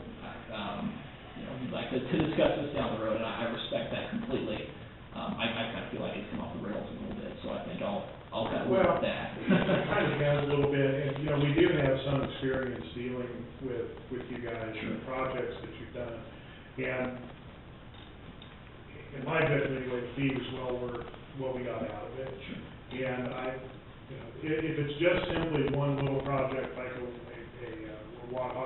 hot water heater or a water softener, then maybe we shouldn't be involved in it. But if we've got a bigger project, it certainly makes sense to have project. Right. Projects, it's- Multiple. And Frank, I think that's kind of my position. Like I said, I'm not gonna advocate real strongly to try and help you with your domestic hot water heater, because I think largely you can handle that on your own. I think where we bring our value is the design of a complex system, potentially the ability to finance that if that is something of value, because that is not something you're gonna be able to get out of a local I mean, it's, state law allows for financing through projects that involve the guaranteed savings. That's why that guaranteed savings still is a part of it, even though it's minimal in this case, because state law will allow you to finance that over a longer term. And then the fact that we are going to be involved in construction management and ensuring that performs effectively. So, again, to me, it sounds like the timing is not appropriate at this point, and as I said, I respect that. I've always, I think, tried to make clear I think this is your timeline, your project, and we'd love to be involved in that when the timing is appropriate. So. Yeah, I think we will be on your doorstep. Okay. So I'll maybe follow up. It sounds like, I heard December, although I heard maybe early next year as well. I don't know. Again, Probably early next year, which is That's fine. Yeah, March or something. Okay. Before we head into budget year. And I'll stay in touch with Joe during that process. Like I said, I completely understand where you're coming from, so. I feel a little more comfortable when we have a 2-month lead before we get into budget. Sure. As to what we're gonna do, because even if you got a loan on this, we need to figure that into our budget, what the payments are gonna be. So. Right. Okay. I think that's perfectly reasonable. Yeah. All right. Well, gentlemen, thank you for your time. I do appreciate it. Thank you. I'll see you guys here in 2 months. Yeah. Thanks for the show. Appreciate your time.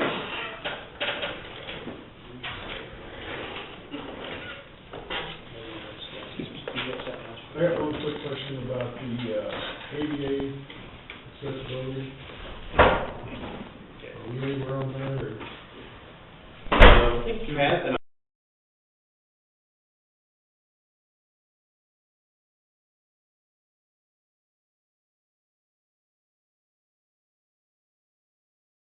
I know I've got.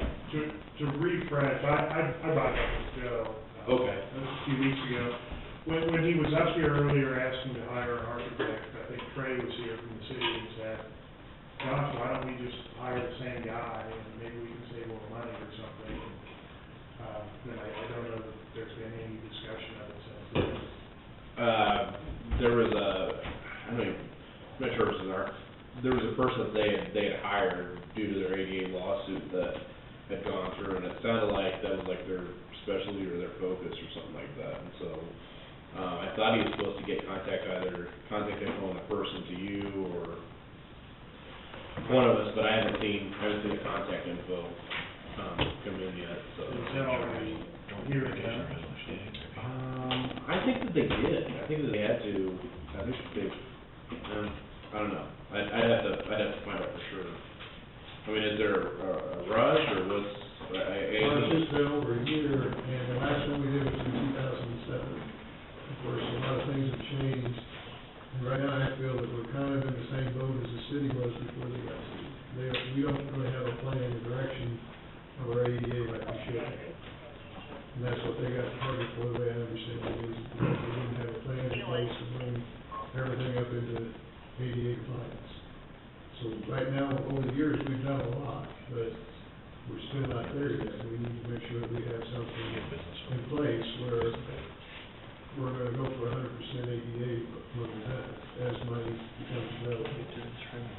So I just don't wanna get to that point. I just want to go ahead and hire, who's maybe talking about $4,000 or $5,000 to hire, to get folks like this again, that are, well, that's everything that's not up to it, and how we can go about getting that done. I mean, we've done things, there's ramps been put in, signage, elevators, just a lot of things, but we're still not quite there yet. So I just don't want to get in that position. Okay. And like I said, when that happened, I think it was almost a year ago. So it's been a year since the city was going to do something. Also, if we do it in-house, it gives me some control over what's carried on. So this way, I don't know who's gonna be here, who's gonna make sure it's done and all that. So, anyway,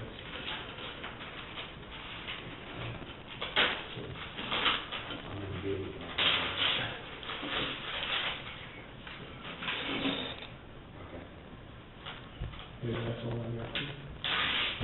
All right. Thanks, Joe. Thank you. No, you weren't here. I'm just here to visit. Jump on the phone. All right, we're moving on to electric because they got sidetracked and they couldn't get me the written. The verbal was the same, you know, the word, the same thing as the river was, $1,980 with an added charge if they find anything down in front yard that they can't take through, which is so, which they're higher than the river electric.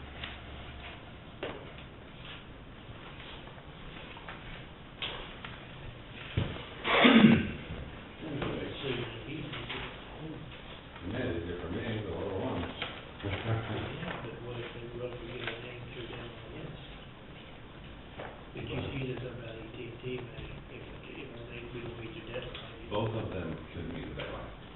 Both of them could have it in there. But the difference was they were $400 higher, and they find out something out there for cost you money. Correct. So, We went for we went for the river.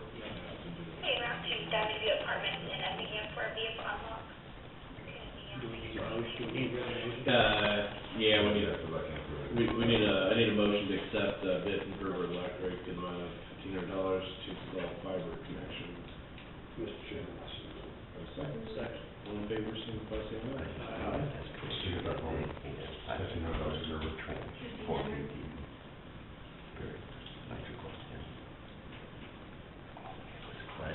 Do we have to get somebody where they can drill a hole in the courthouse? We already did.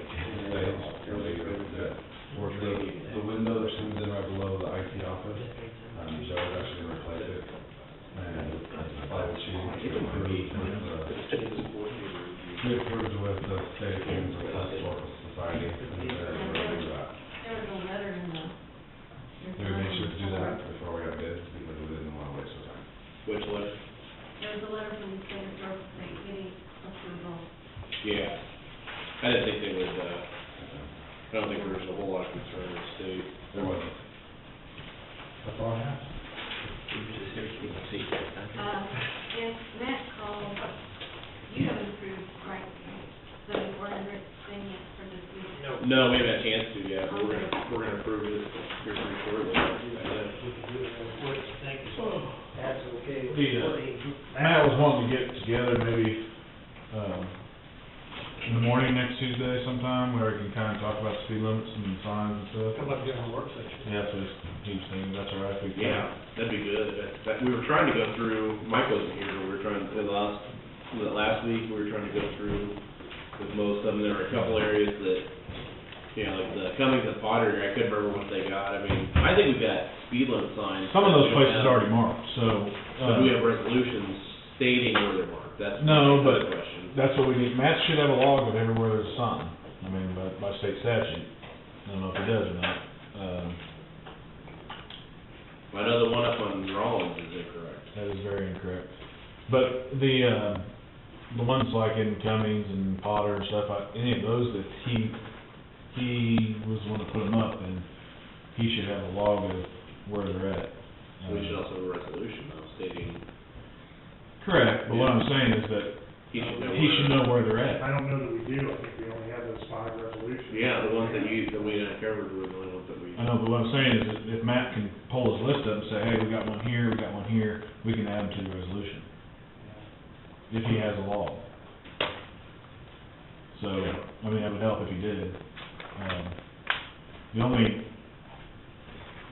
thing that his email said was about the cost of signs, putting the speed limits within the speed limits, but I mean, that's just something we have to deal with.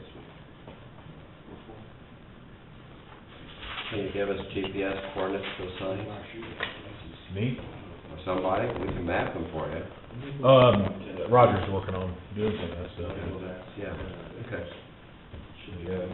Well, if you can map them with what speed sign says, save you some trouble later on. Roger's got them all mapped out for us already. Yeah. But there's areas out there that are marked that we can't, just didn't come up with right away, so. Okay. I would, so we want to contact Matt and see He said, he's one that suggested like 9 or 10 o'clock, he said. Yeah, and Roger did the maps and whatnot. He thought everybody was up there for that meeting that day, so, Roger and you. We wanna do it in a commission work session, we're here. I mean, Yeah. I don't think there's a whole lot. Yeah, that's what we're We talking don't about. have to make, we can make official decision during the regular meeting, but we Yeah. can go over it and work out, so. If I can come in by 9:30 if you want to start a little earlier, if you think we need to. He said 10 would be fine, yeah. Yeah, I think 10. It's fine with me, that's fine. Okay. Works good to me. Okay, sound good. Okay. Thanks, Jack.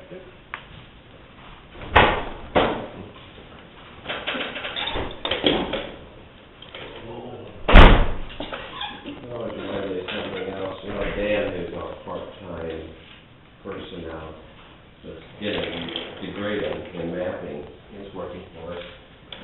He's actually saving Roger a lot of time, so Roger can work on these things, so that's coming out of my budget, which is fine, I'm not complaining, but just to let you know. But, because it does pay Roger up quite a bit, I think that. My current budget right now, I'm at 33% of my budget I have not spent, so based on the last financials, I could be down to 25%, still be within budget, so I've got a little bit of a cushion still built in my budget for this year, we're not spending, in other words. Okay. And that's why I like to keep it. Seth and Chloe's my newer employees, this is what I have proposed at one time of increasing their salary. This was I get you. The under the increase now section, that would still keep me, if we did that, that would still keep me in budget on salary, for this year. But I'm also looking at, if I do it for those, in the calculate it wrong, what would be in the bottom. That would also be looking at like increasing those 3 in January. That would be their salary for next year too.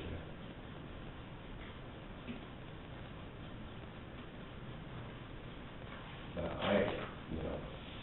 especially on, what I've always been instructed here, any salary changes within a calendar year, I felt always had to be approved by the 3 of these, so that's why I'm here.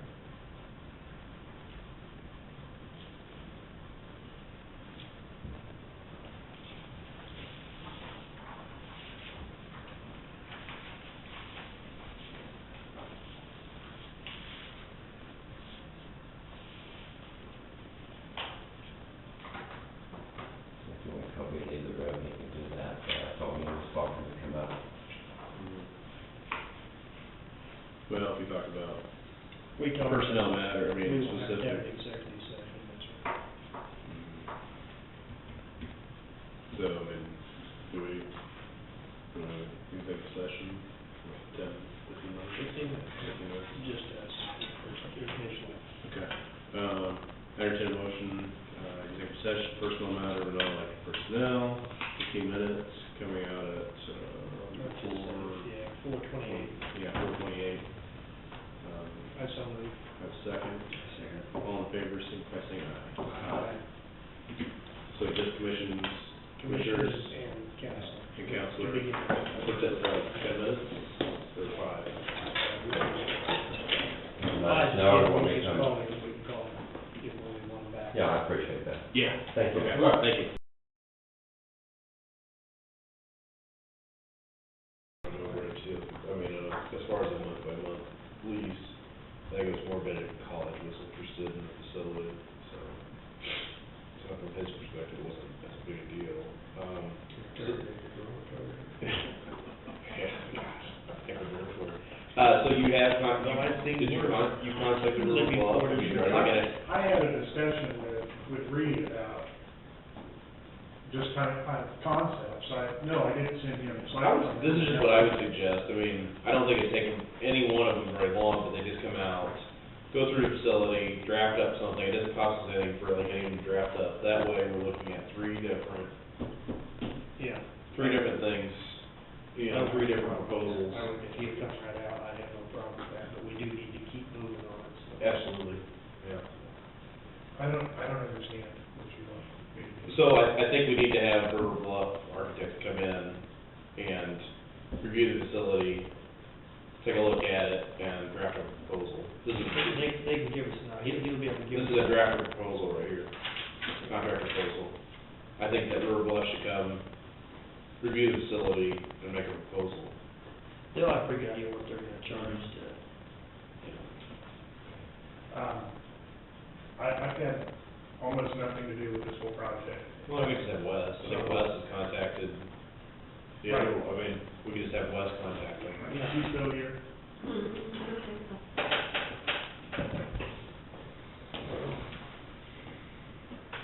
Well, don't you think that if we go with DBI, that they're gonna come up with certain things that this, whoever does it is gonna have to do? I mean, do we have to have somebody actually make sure they do it, or you gotta do this, and this for you bid?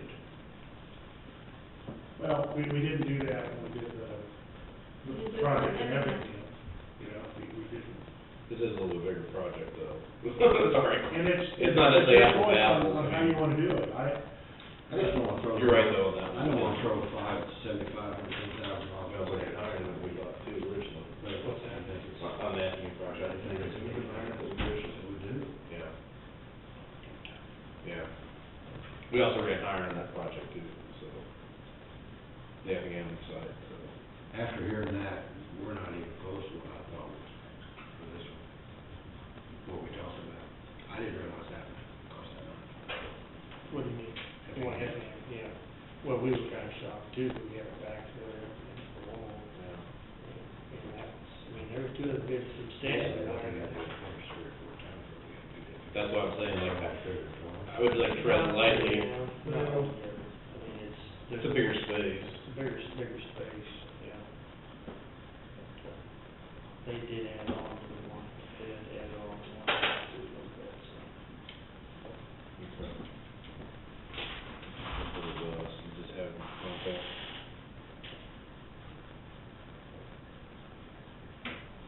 I know they've done some stuff for us. I do have some stuff I can email to read, to recreate to the Riverbend. But it's really a function of what services do you want? Do you just want design, or do you want design and construction? Because if you want design and construction, DBI, I don't think they would be willing to provide it. That's what I'm looking at, I just, took my nerves not to get very far, I'm going through it. I'm saying it depends on what the cost is. Yeah. Yeah, but again, I mean, the amount of service, I mean, I think that's what we're getting at is this is basically just design, they're done, and walk away. You know, if somebody, you know, reading them, you know, they kind of made sure that everything, T's crossed, the I's were dotted on, and that the company that we chose for Memorial Hall was reputable. You got some follow-up on that they included that. The likely bidders on this project, I think, are gonna be local people that you're kind of gonna know their reputations. Right. So I'm not sure that's. I'm hoping that we do a job not to shortchange it, but, I did hear who was it I was talking to, somebody Jackson, or Brown County, the Topeka contractors must be hung up, and they've been beating everybody by quite a bit on stuff. But I think that's true, because I think Mrs. Lampier, when they talk about their house, Yeah. they're pretty hungry over Topeka.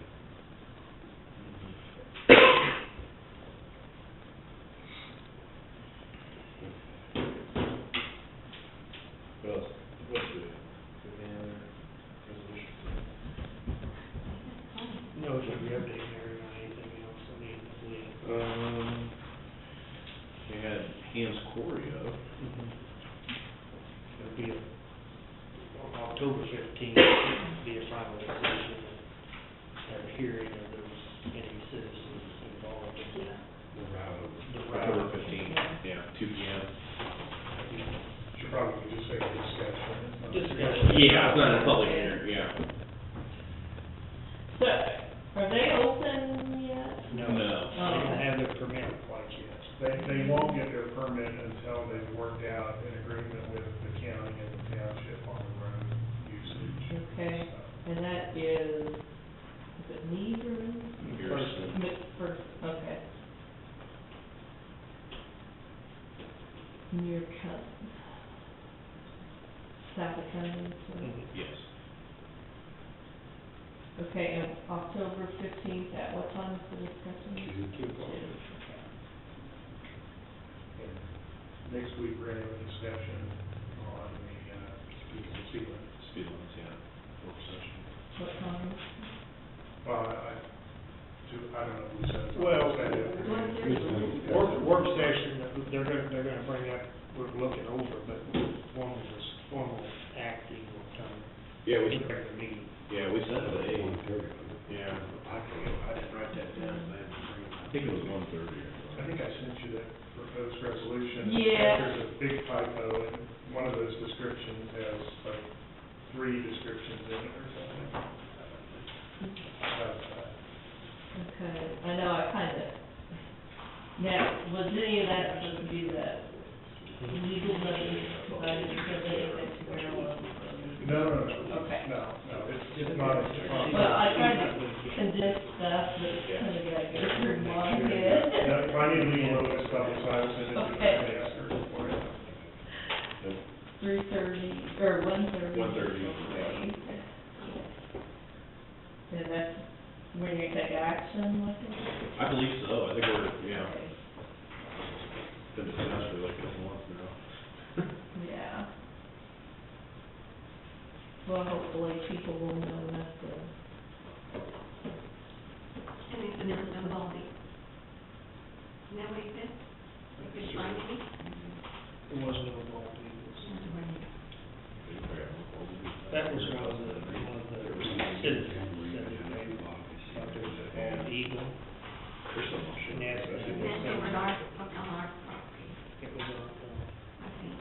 so see, they had to go through park, wildlife to get that, to make sure they're. Was that on the Hands Quarry Road? Yes. Okay. Last year, I think, when they were up there, or whatever they were, Earlier this year, wasn't it? I thought it was this year. was it this year when I could have all sworn the that. people were in here? No, that was go back, yeah. No, did we do that in 12? Maybe it was. Yeah, because the hands, they were up here, I remember, I was still fairly new when they came up here, and I was Well, kind of excited, it's been over a year. Yeah, it had, I remember, I thought they were already. I thought it was gonna be one of the things that, you know, if you were like Venice, that looked like, you know, I thought things were gonna happen, they never did that, they haven't ever answered me back yet, so where their status is, so. That, group is taking a little while, so, The pet, that's that's, quite an outfit. I heard we have an Atchison County resident that runs the machine that recycles the. they have certain recycling.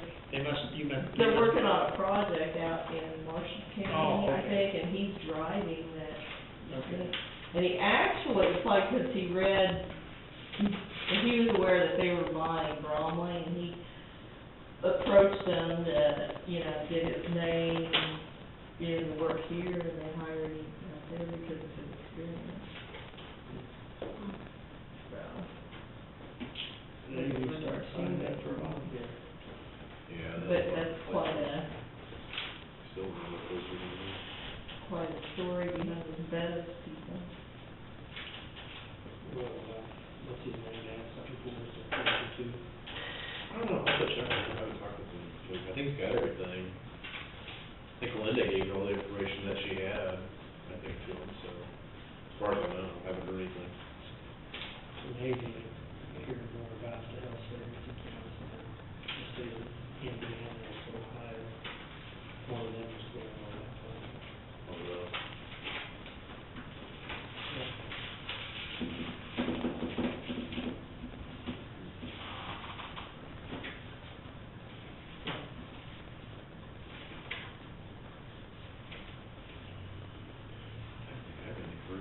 good.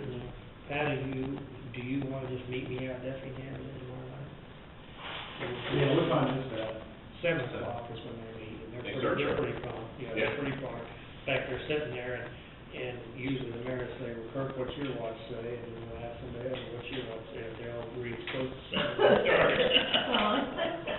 Yeah. Yeah, 'cause Jim was not there last month. Jim Boss was Your there. boss wasn't there. Yeah. Has Lancaster signed there, or were they going to? No, but, you know, they said that they would, we didn't ask them to, we asked them to consider it at their next meeting. But they didn't voice any objection. Right, yeah, now I will be able to make that, I've got a multi-county health meeting that night, so see, they meet next Tuesday. The school will meet, the school meets the second. The school will meet on, it'll be about the 14th. The Lancaster meets the second Tuesday, so they'll get multi-county health meeting that night, so. Do we know officially like, what the last date is that we have to have, changes made before property tax statements go out? Soon, I'm getting ready to, I got my state assessed today, so I'm letting my neighborhood provide it. Okay. So, probably down like the 15th or 16th, or whatever. Of October, we're gonna make a decision and repeat Yeah. the 15th. Yeah. But I think we'll know by then. I gotta get my values, balance, and do my levies, but show them before the end of October, or show them. Yeah. Because, Trade, I have to go in and, once you, if you repeal it, you have to go in and then take all that stuff out. We No, not the actually- solid waste, cause it's only it's only, It won't appear unless you plug it back in. unless you plug it back in. We only did it at one time. Oh. As I say, if you want somebody to delete it, I can get a delete button pretty quick. No, it's just like the city's assessment, we plug it in every year, so. Okay, well, that's an annual deal, okay. All right, that's good, I feel like we need to send a letter out just to make sure people are aware of it, of what some of the transition is, and if it does show up on their statement. Be a good time to send it out when statements go out. Right, just have a letter explaining what's the transition of the Oh, you mean the station. special assessment? I'll check it when cause I have to balance everything, so if it's on there. Oh, okay, well, I'm just saying. Well, he was saying like when the statements go out, tax statements, we have something Say, for that's in example, there. there's a computer glitch and somebody gets it showed up on their statement Yeah. accidentally. Well, if you want it, then you'll have to have it at the same time she sends her stuff in. Resort, so it gets all the stuff in the same one. What's Yeah. the deadline for setting tipping fees, is that by first of November, because that don't show up any tax? 15th. No, not tipping fees. I don't think tipping fees are, that's not regulated the same way as solid waste. Yeah, I don't think there's a. Yeah, there's not a hard date requirement on for it. No, but I think it'd be nice if we have that set, so we send a letter out with the tax statement, so people are aware of what's. Oh, okay, Too. okay, I see what you're saying. You can kill two birds with one stone on it, and if they read it okay, if they don't, you can say, well, it was there. Mm-hmm. That's true. Or we still may have to, there's still talk, we have to still do some sort of marketing campaign with that too. At some point, we may have to do a follow, like a postcard or something like that would be pretty expensive to send out at some point later, like early next year or something like that, just to read.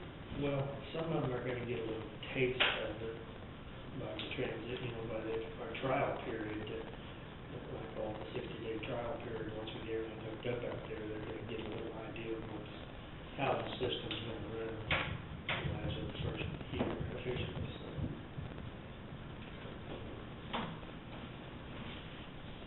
Scales, Oh, really?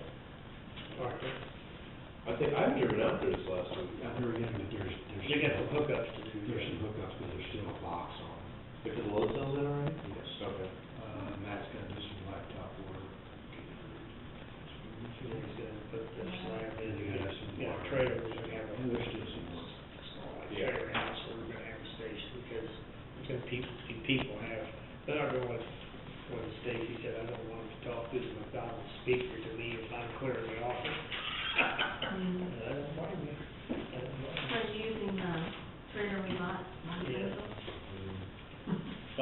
up to you.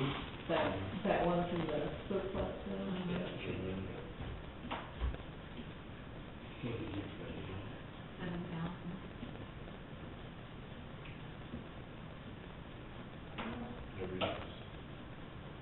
There's no furniture in there, there is? It's pretty minimal, isn't it?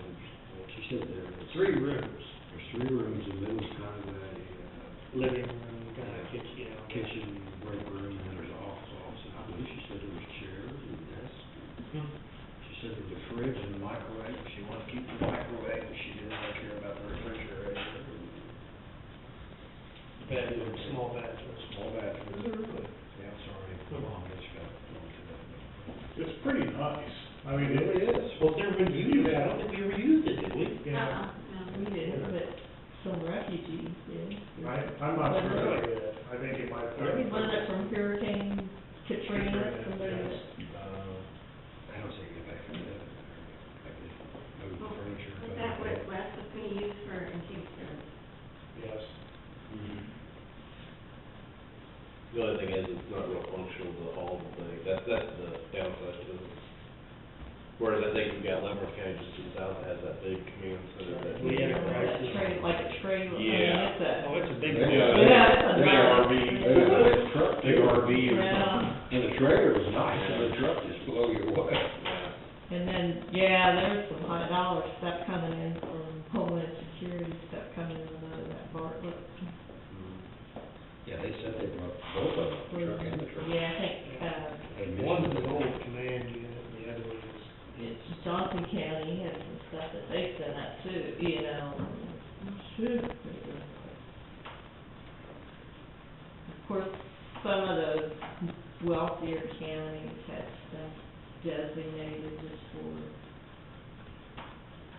you know, certain kinds of rescue, you know, where there's taller buildings, more taller buildings in here and stuff. Somebody brought in confined space rescue stuff that was real fancy, and stuff that came in from all over. I've been told my nephew that works down at Bartlett says it's wore out, so a farmer says, I was sitting the other day and they was moving grain and I could actually see grain dropping out of the augers where there's holes. Really? Now the auger line and it was all orange metal and nephew works there and he says it's junk. He said that 2 years. He says it's junk, it's junk. That's a shame. That's a shame. That was great. Before we leave, Pat, I'd like to tell you how much fun I had with some of the KU nurses down at the medical center. I can see why you wouldn't want that in the paper. I know, why did she shut that off? I'll tell you. You didn't have that much fun with the nurses, yeah. Well, see, that, years ago, man, a couple of people in my church, oh my, you know, I said, no, it's not what you think, it's what I told you. My son and I drove up to the state fair on early Friday morning, and got there about 7 o'clock to take a room, and that's just when the nurses are shifting, making their shift. And he had his bright purple K-State shirt on, and I had a gray K-State shirt with a K-State hat. This young nurse, she looked over there, she kind of grinned and said, man, you guys are awful brave coming into KU hospital with that K-State stuff on.